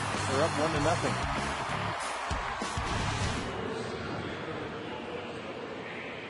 So Casey Coleman back on the mound for Chicago. And he will face Lorenzo Cain, Alcides Escobar, and Jonathan Lucroy. I was looking at Casey Coleman's starts this year on his game log, and he actually made 3 starts against Nashville this season. 2 of them were early. Back-to-back starts, as a matter of fact. Coleman was pitching for the Iowa Cubs and then had another start against Nashville in May. So it's not as if the Brewers don't have a scouting report on this guy. They saw him in August, and Sandy Guerrero, who's the AAA hitting coach, is on the current big league staff, and you know he came with a scouting report on Casey Coleman. You see a guy 3 times, right, especially in a minor league setting. That's a lot. They can't use lack of familiarity for the Brewer hitters in this series with Zambrano and Dempster and Casey Coleman. It's just been one of those series where the Brewers just have come up empty. You go through stretches like that. And you remember that San Diego series. That shutout 3 out of 4. They won one of those games.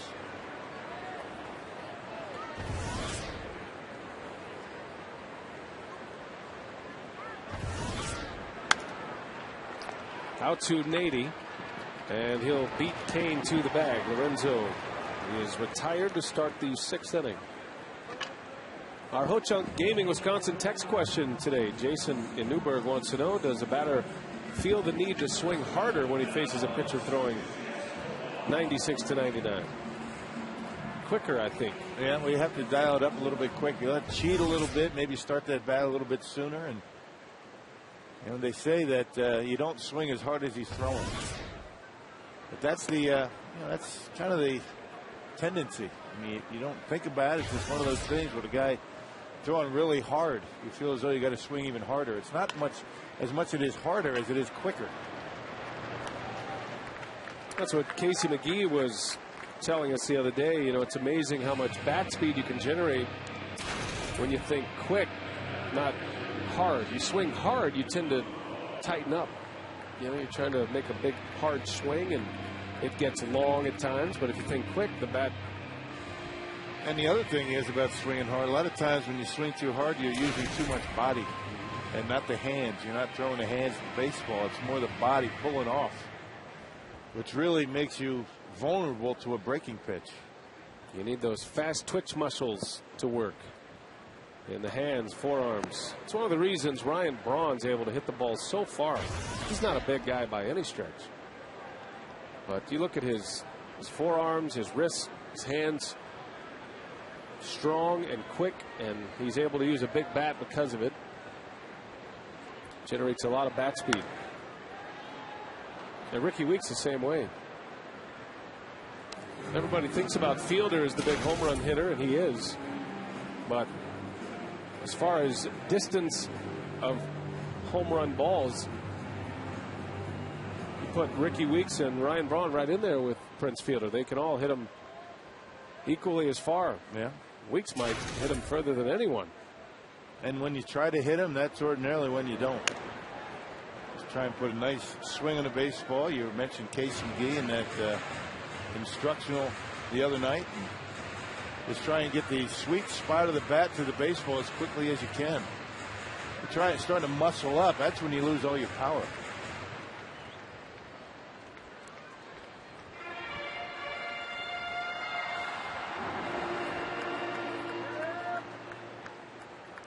Lucroy with 2 away and down in a hole, a ball and 2 strikes.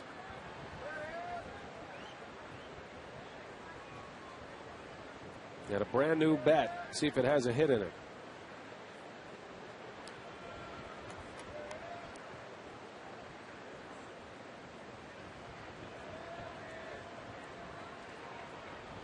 Going through them all. The 1-2. And Lucroy in the air. Long run, and it's going to be Nady in foul territory who makes a catch. And the Brewers go quietly in the 6th inning. 3 up, 3 down. We go to the 7th from Miller Park. A 1-0 Brewer lead.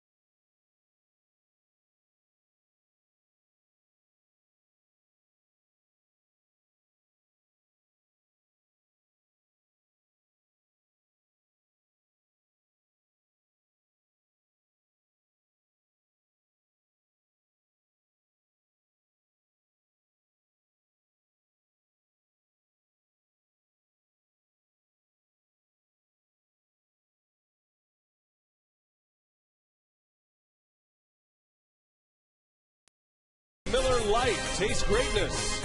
And by Toyota. Thank you for standing by us. For more information, visit buyatoyota.com. And our Miller Lite What's on Tap. The Brewers back on Fox Sports Wisconsin tomorrow. Will be in the Lone Star State. 3-game series with the Houston Astros beginning tomorrow. 2-night games and then the matinee Wednesday. Hope you'll make plans to be with us. Giovanni Gallardo pitching a gem so far today. He is through 6. No runs at this point. And Darwin Barney flies out for the first out. Gallardo had a 6-pitch 6th inning and retires Barney on the first pitch here in the 7th. Now the final homestand of the season starts with a visit from the National League Central leading Reds on Monday, September 20th. Tickets are going fast. Call 414-902-4000 or go to Brewers.com to get your tickets. And hopefully the Brewers will not see the Cincinnati Reds celebrate a division title while they're here. Might be a little early, but you never know. Well, Cincinnati, as you see the Cubs bullpen, they were trying to seal off a 1-0 win with Francisco Cordero, but he is struggling again. The Pirates have scored 3 runs in the 9th inning, and Pittsburgh leads Cincinnati 3-1. It has not been a lockdown year for Cordero. And a blown save today for the Reds closer and the former Brewer.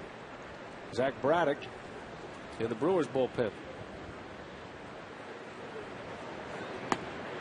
Marlon Byrd pinch hitting. Held out of the starting lineup today. A day of rest for Byrd.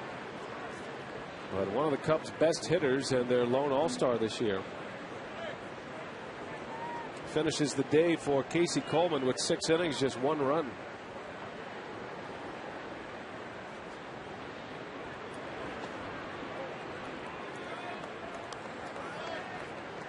Not much more you can ask out of a young pitcher than what he did today, Casey Coleman. Good job mixing up his pitches. Nothing really impressive about Coleman as far as electric stuff, but able to get the job done. Just missed. Count evens at 2-2 on Marlon Byrd. Gallardo wanted that call from Ed Rapuano.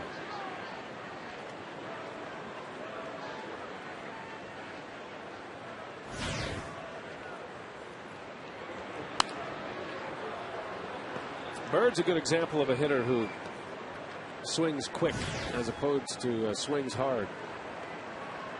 I love his approach at the plate. It seems a little early to be using Marlon Byrd in this ball game. You would think that you'd wait for maybe a couple of men on. You know the bottom of the order is going to come around again in the 9th inning.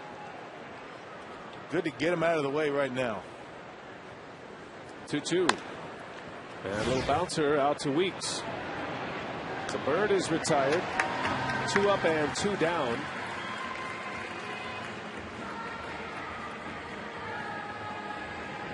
Back to the top of the order now for Gallardo.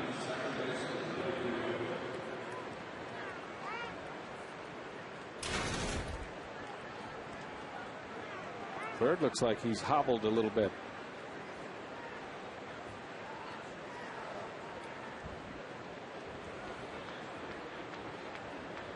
Perhaps that's why he's not in there today. Yep. Anything happened last night you can remember? I don't remember any issues with Byrd.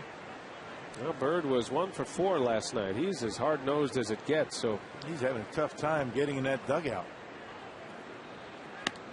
When you see Marlon Byrd not run one out because of his history, and you know something's wrong with it. I mean, if you've ever seen Marlon Byrd hit a home run, he gets around the bases just as fast as if he's legging out a triple. Yeah. Yeah, he was really having a tough time getting back to that dugout.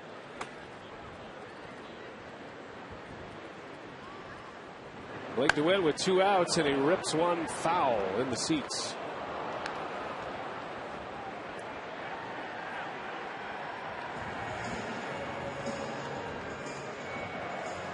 Cameron Lowe joins Zach Braddock in the bullpen.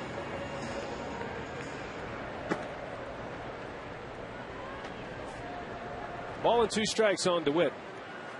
Gallardo looking for a clean 7th. And that skips away from Lucroy.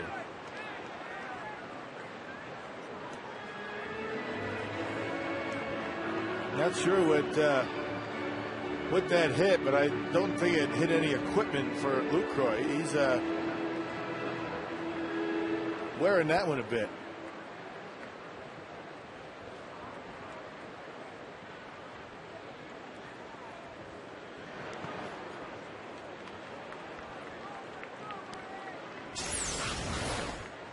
The previous pitch, let's see where it gets him. Get him in the wrist? Yeah, maybe wrist off the double ricochet off the wrist, off the chest protector. Full count now to DeWitt. And a pop-up foul out of play.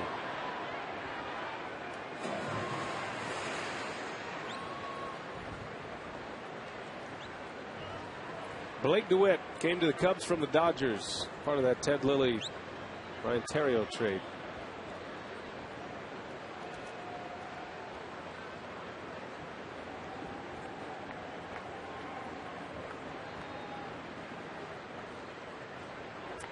The 2-2, and it's a called strike 3. Gallardo rings up DeWitt. Another 3 up, 3 down inning. 7 in a row retired by Yovani Gallardo. He picks up his 6th strikeout. Now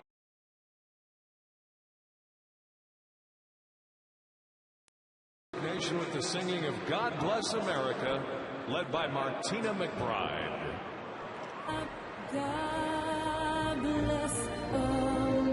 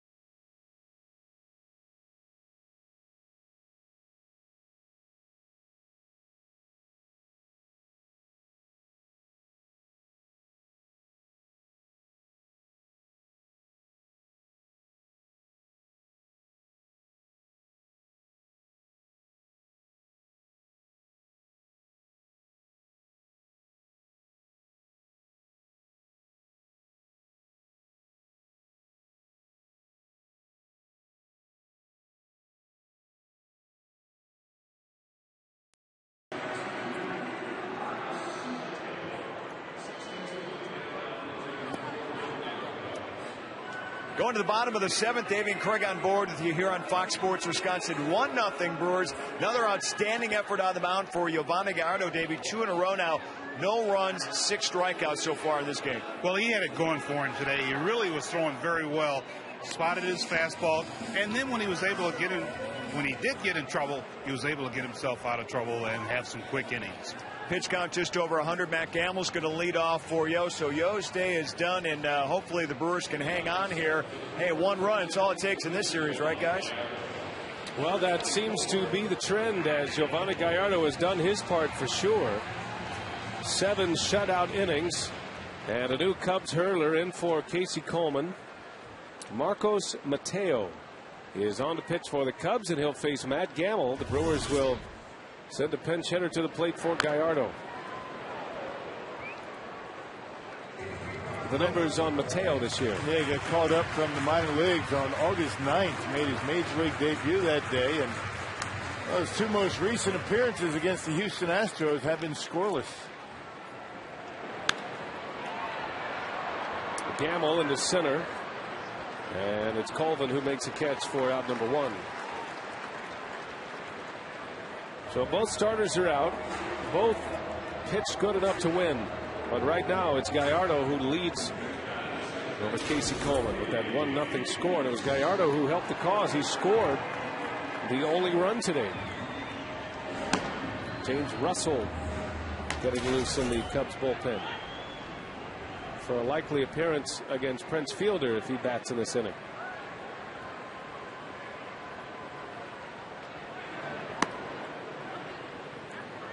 Checking scores around the league, the Brewers are headed to Houston tomorrow. The Astros are home today facing the Dodgers, and that game's all tied at 4. Astros have been playing much better baseball since the end of July. Seems like once they traded away Oswalt and Berkman, they started to play well. Things kind of settled down nicely for Houston. Brad Mills and his team, and starting to score some runs. Some young players doing a nice job, and Brewers going right into that buzzsaw starting Monday night, tomorrow night. The Astros actually a game and a half better than the Brewers to start play today. And after the first 2 months of the season, it looked like the Astros were headed for a 100-loss season.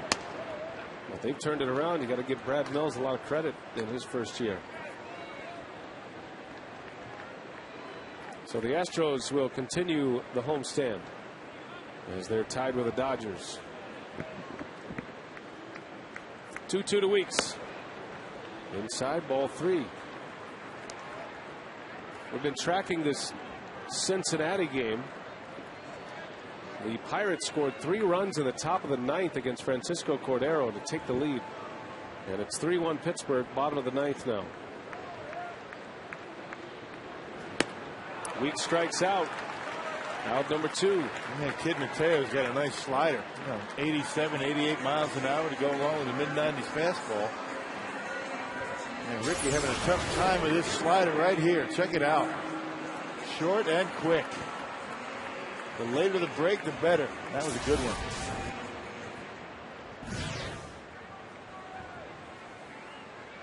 Two gone. Here is Corey Hart.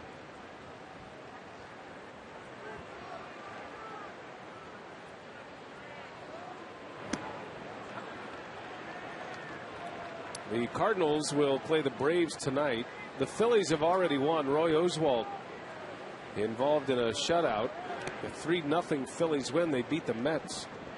Oswalt beat Jonathan Neese at Citi Field today. Oswalt went the distance. Not only did he throw a shutout, Rock, it was a complete game for Oswalt. A 4-hitter. He struck out 6. Man, how good has he been for the Phillies? Right. No, nothing wrong with their starting rotation. Hart bounces one to third. That's the inning. Very quickly, the Brewers go in order in the 7th. We go to the 8th. A 1-0 game. Got a good one going at Miller Park today.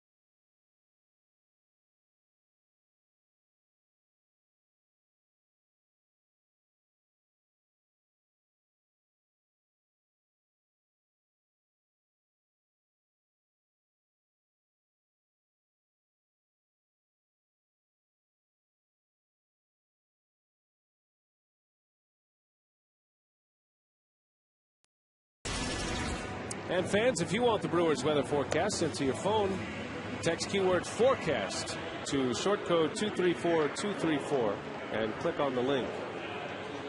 You got to spell forecast correctly, though. F-O-R-E-C-A-S-T. Not F-O-U-R. Right. So what a fan told me earlier today. I keep typing forecast, nothing comes back. That's your Ken Maka voice. Wasn't him, was it? Well, Cameron Lowe is in the pitch for the Brewers. Okay. And he will match up against Starlin Castro. So Gallardo goes 7 innings of shutout baseball. And back-to-back, very good starts for Giovanni Gallardo. That's good to see. You start to think maybe that oblique injury that Gallardo suffered set him back a little more than he would lead us to believe. Not one to ever make excuses about an injury, but he just wasn't right in his last 3 starts. Yeah, you know, you can go back really 5 starts where Yo gave up 4 runs, 4 in the 5th start, before his good run, before his last time out, and then 3 starts that we have never really seen in concession, consecutively with Giovanni Gallardo before. But it's good to see, and a good little run he's got going right now.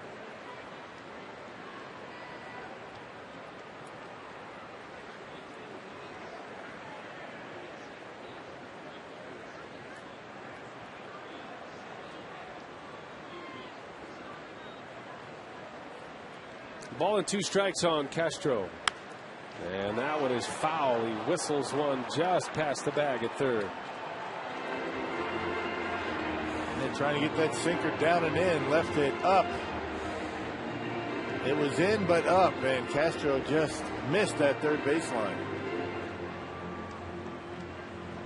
John Axford getting ready. Maka has used Axford for an inning plus for saves in the past. He might do it here if Lowe gets into any trouble. Just missed. 2-2.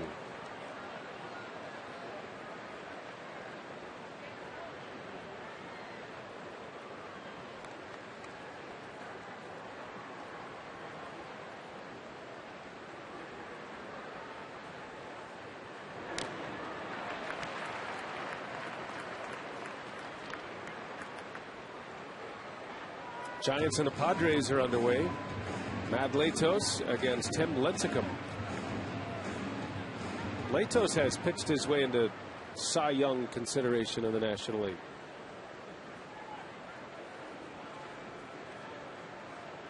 That's a nice pitching staff over there in San Diego. Able to weather the storm of that 10-game losing streak. Giants have just put 2 runs on the board. Buster Posey, another rookie, homered. Latos actually not a rookie, missed it by I think 2/3 of an inning. But Posey goes deep for the Giants in the first inning, and they lead San Diego 2-0. A Giants win means San Francisco takes 3 out of 4 from the Padres, and it would be a virtual tie in the National League West for first place. Castro's hanging tough. He's fouling off some tough pitches from Lowe. And particularly that last one very good. Right on the outside corner, down in the zone. He's been able to cover both sides of the plate pretty well in this at bat.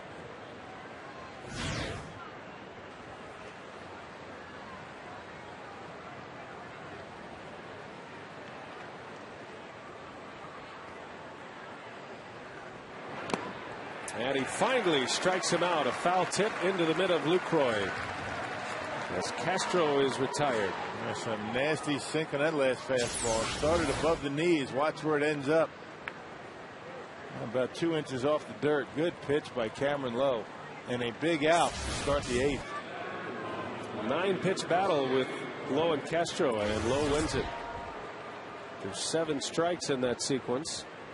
And his first strikeout. Now it's Fukudome. 1-0 Brewers. A run coming in the 5th inning for Milwaukee. It was a double by Gallardo to start the inning, and then a 2-out broken bat double down the right field line by Ryan Braun. That plated Gallardo, and the only run of the game.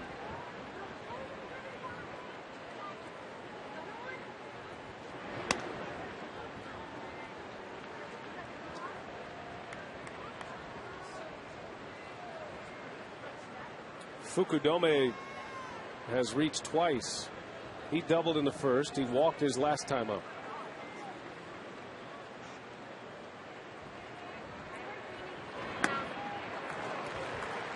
It took a little off that time. 88 miles an hour. Just a little BP fastball that still had some good movement on it. Fukudome way out in front of it. That's a real good 2-0 pitch.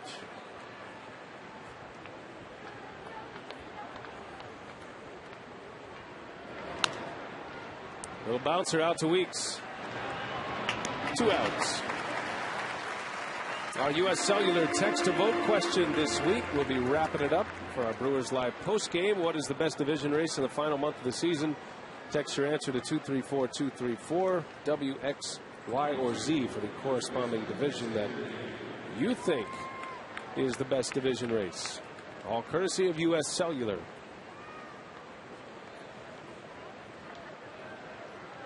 Two outs. Here is Xavier Nady. 0 for 3 today.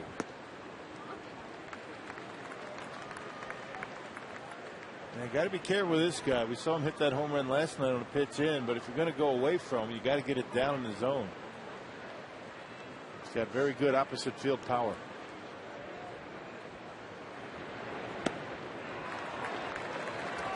Over anxious, and it's 0-2.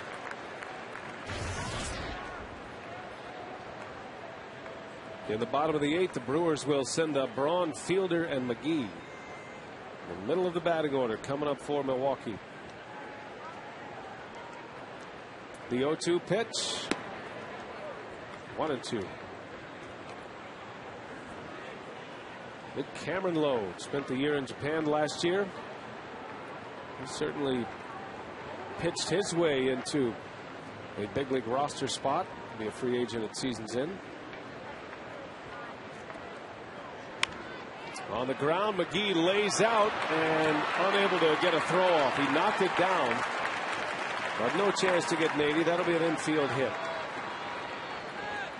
Well, Tyler Colvin coming up, the left-hander. Let's see what Ken Maka elects to do. He's got Braddock, or at least Braddock has been up in that bullpen.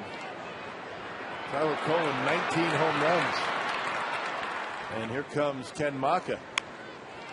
Good adjustment by Xavier Nady to stay back and get enough of that breaking pitch to get the base hit. So Maka's going to play matchup here, and he'll go to the pen. Lowe is out. Here comes, actually, John Axford is coming out, the closer.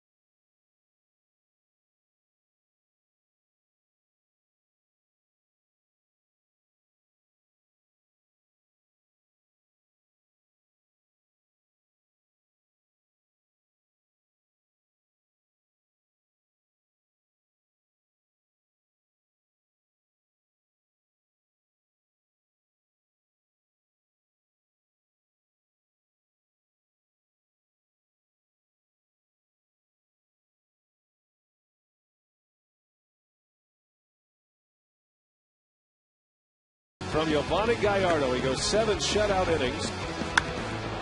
Gives up just 4 hits, and it was Gallardo's double that set up the only run-scoring inning. Braun drove him in with a broken bat double down the right field line.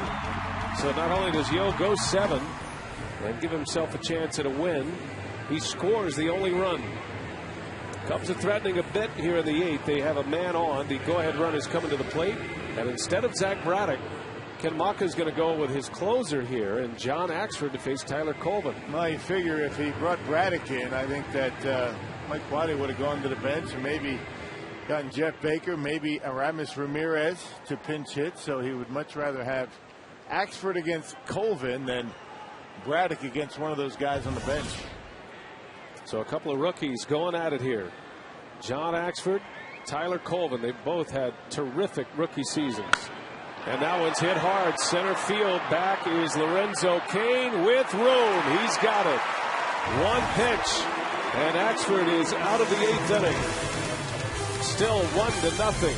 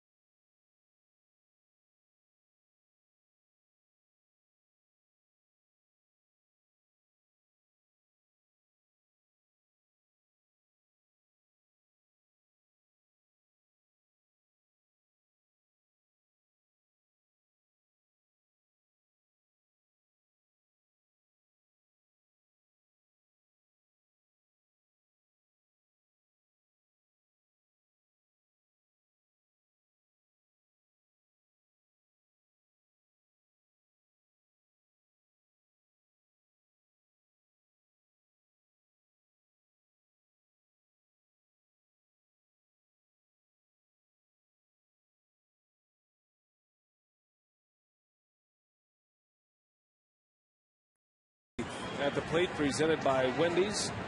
Braun singled in the first, reached on an error in the third, an E6, and then he doubled in. The only run of the game. Broken bat double to right, a little flare that fell inside the line.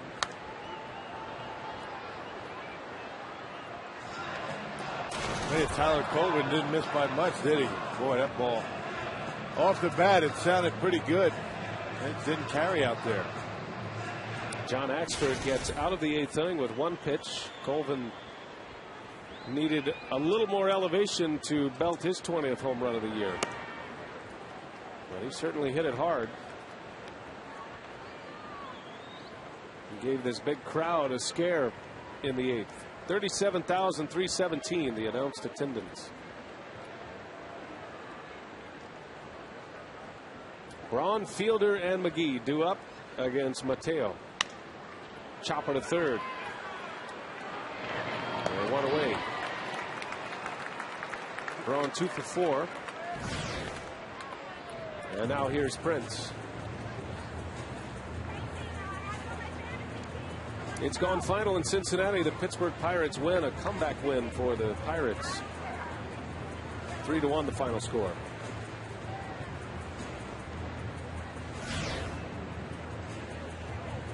And Pirates with only their 48th win of the year. Pretty good chance they're going to lose 100 games this year. Russell coming in, the lefty to face Fielder. Pitching change at Miller Park as Mateo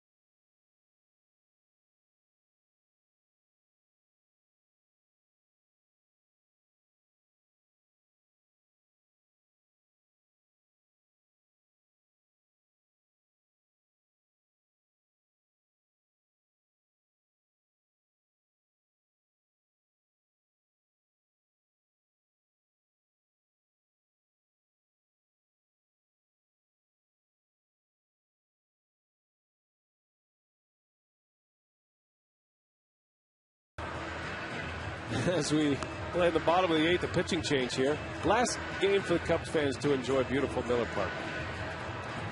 James Russell is on the pitch. He'll match up against Fielder.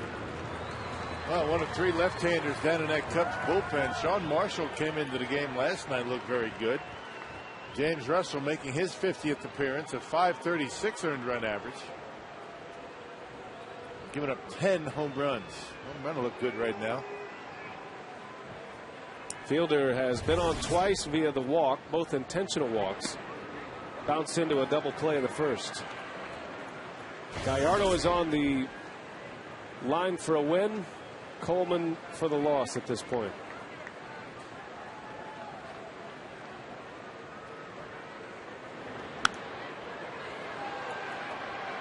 The Brewers lead the National League in home runs with 163, but none since Wednesday.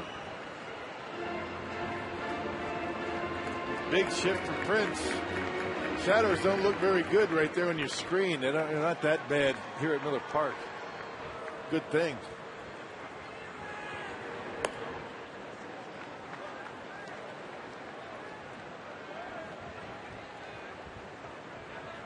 Always good to have a lead when the shadows come into play. Now you're starting to get the sun from the panels. Yeah. Of course, saying they're not that bad on the field is easy for me to say up here. Fielder strikes out. Yeah, the game is easier from up here for sure. A lot easier. 2 outs in the inning. And Mike Quaddy's on his way back to the mound. And we'll have another pitching change. Good breaking ball from James Russell. And not easy. How many times that baseball changed colors? Yeah, it goes from the shade to the sunlight. New pitcher coming in.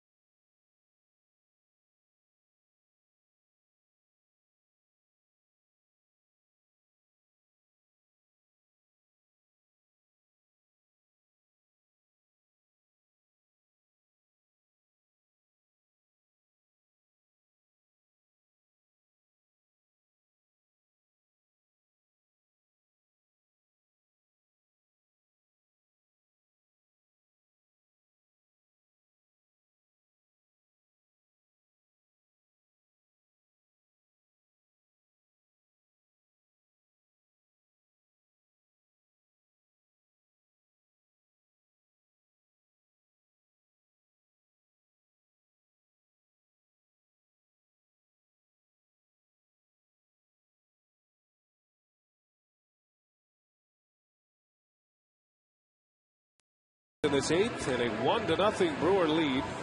The Cubs manager with his 3rd pitcher of the inning, and it's Thomas Diamond, who made a start against the Brewers earlier this year. Yeah, 6 innings and struck out 10. And not a bad outing, but the Brewers did win that ball game. That Diamond working out of the bullpen, scoreless his last time out, but before that gave up 7 runs in 2 2/3 innings. Casey McGee, the batter, 2 away. If you're looking ahead to the 9th, the Cubs will have Giovanni Soto, Alfonso Soriano, and Darwin Barney against John Axford.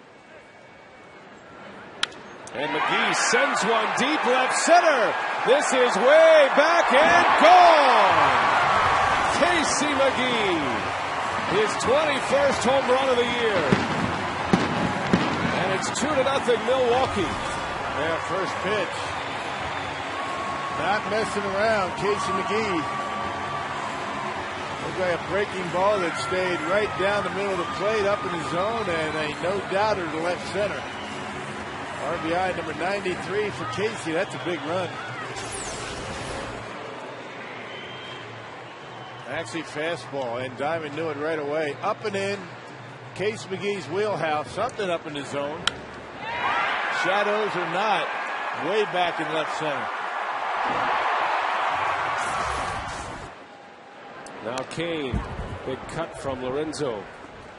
That's the first home run for McGee since August 20th when he homered against the Padres.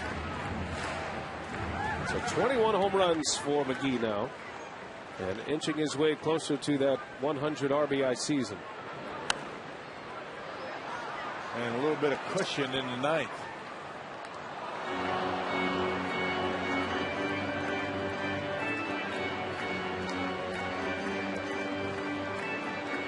Oh, 0-2 to Kane. An infield hit today. He's 1 for 3. And down he goes on strikes. So the Brewers are down in the 8th, but Casey McGee gives him a little insurance. A big home run, deep left center. His 21st of the year in Milwaukee, a 2-0.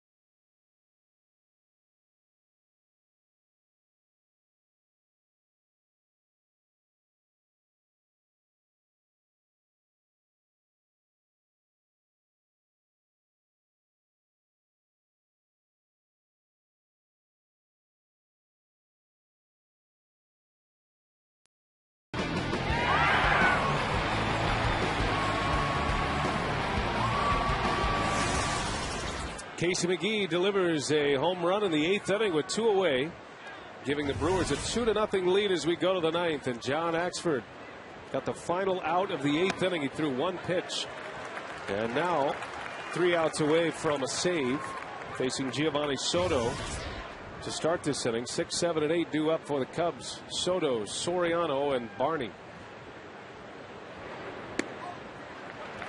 A good hook. Dropped it right in there. That's a good pitch.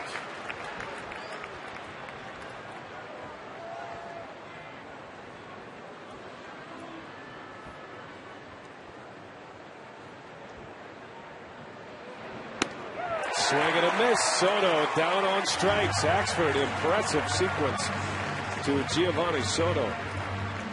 Trying to save it for Giovanni Gallardo, and Rock, a terrific performance today from the Brewers ace. Well, once again, good starting pitching, and the Brewers in shape to win this one here. Need 2 more outs, but not only on the mound, he jump-started the offense, a leadoff double. He'd come around to score on Brony's double.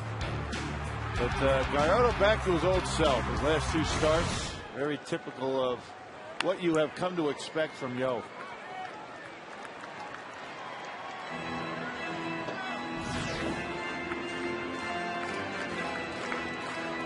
Well, Axford has thrown 5 pitches in this game, 4 in this inning.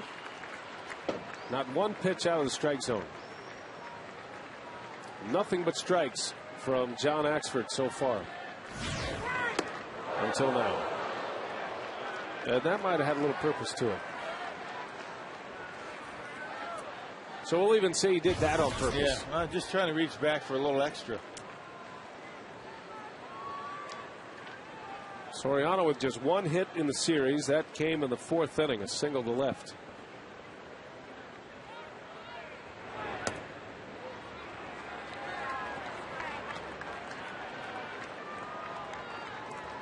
Axford leads all National League rookies in saves by a long shot.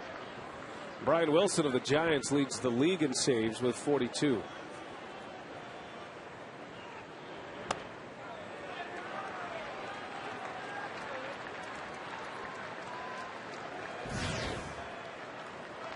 Axford looking for his 21st save of the year.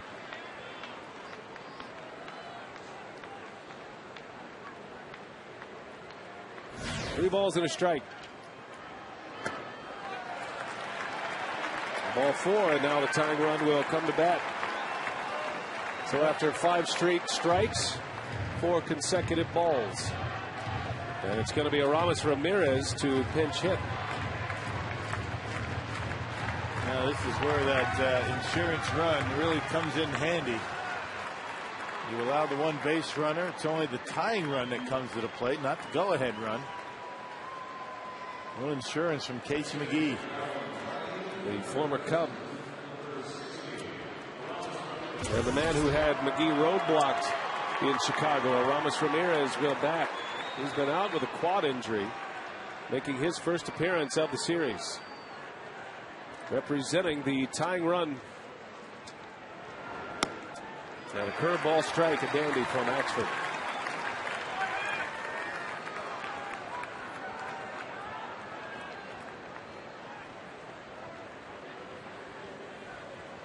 Ramirez, a very good high ball hitter with a ton of power. 0-2. And likes to pull the baseball. You can see with that swing. Keep it away from, keep it down. His lone pinch hit this year was a home run. He's 1 for 5 in this role this season. 0-2, Axford against Ramirez. And that skips away from Lucroy. Soriano to second base takes the Brewers out of a double play opportunity. That pinch hit home run came against Milwaukee. You know, Ed Wrigley.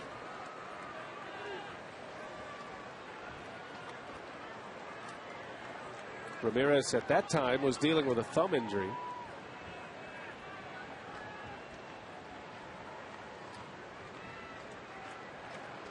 Ramirez with 22 homers this year, 73 driven in.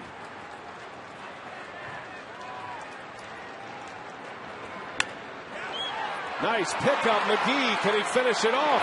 You bet. What a play by Casey McGee. Oh boy, maybe a game saver. Boy, a bullet off the bat of Aramis Ramirez. Fortunately for Milwaukee, right at him. Able to get the glove down in time. Didn't have a lot of time. A nice short hop and an easy throw to first. Nice play by Casey. Coming up big last couple innings. Hits the big home run in the 8th with 2 away and makes a sparkling defensive play. And now 2 gone, and the Cubs go back to their bench. Michael Hoffpauir is going to hit. Hoffpauir started in the opener on Friday. Was 0 for 5. He struck out 4 times. He's got big power, though. No homers in the big leagues, but Cubs feel like he's a 20 to 30 home run a year type hitter in the major leagues. We saw him this spring. Could hardly get him out, and he was hitting balls as far as they could go in the Cactus League this spring. Big cut, 0-2. Axford now a strike away. And they're on their feet at Miller Park.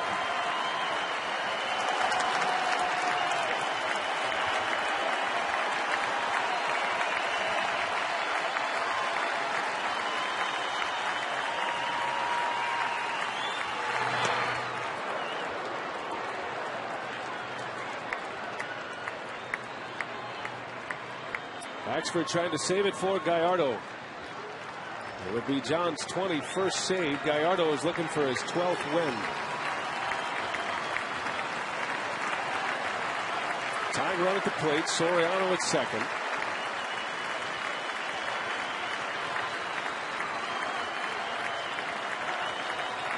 The 1-2. Just got a piece. Had a big rip. Count stays at a ball and 2 strikes on Hoffpower. Yep, able to get it up and in enough to keep the big part of the bat off of it.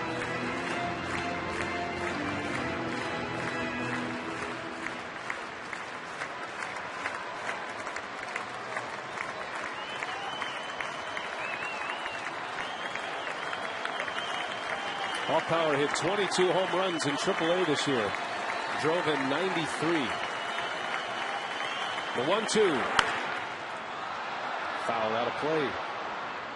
96 down around the knees, and Hoffpower to get a piece of it.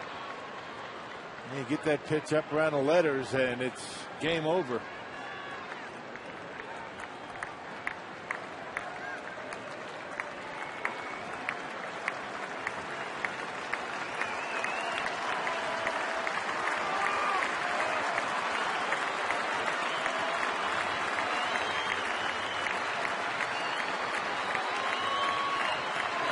A swing and a miss. Axford strikes him out. And the Brewers win.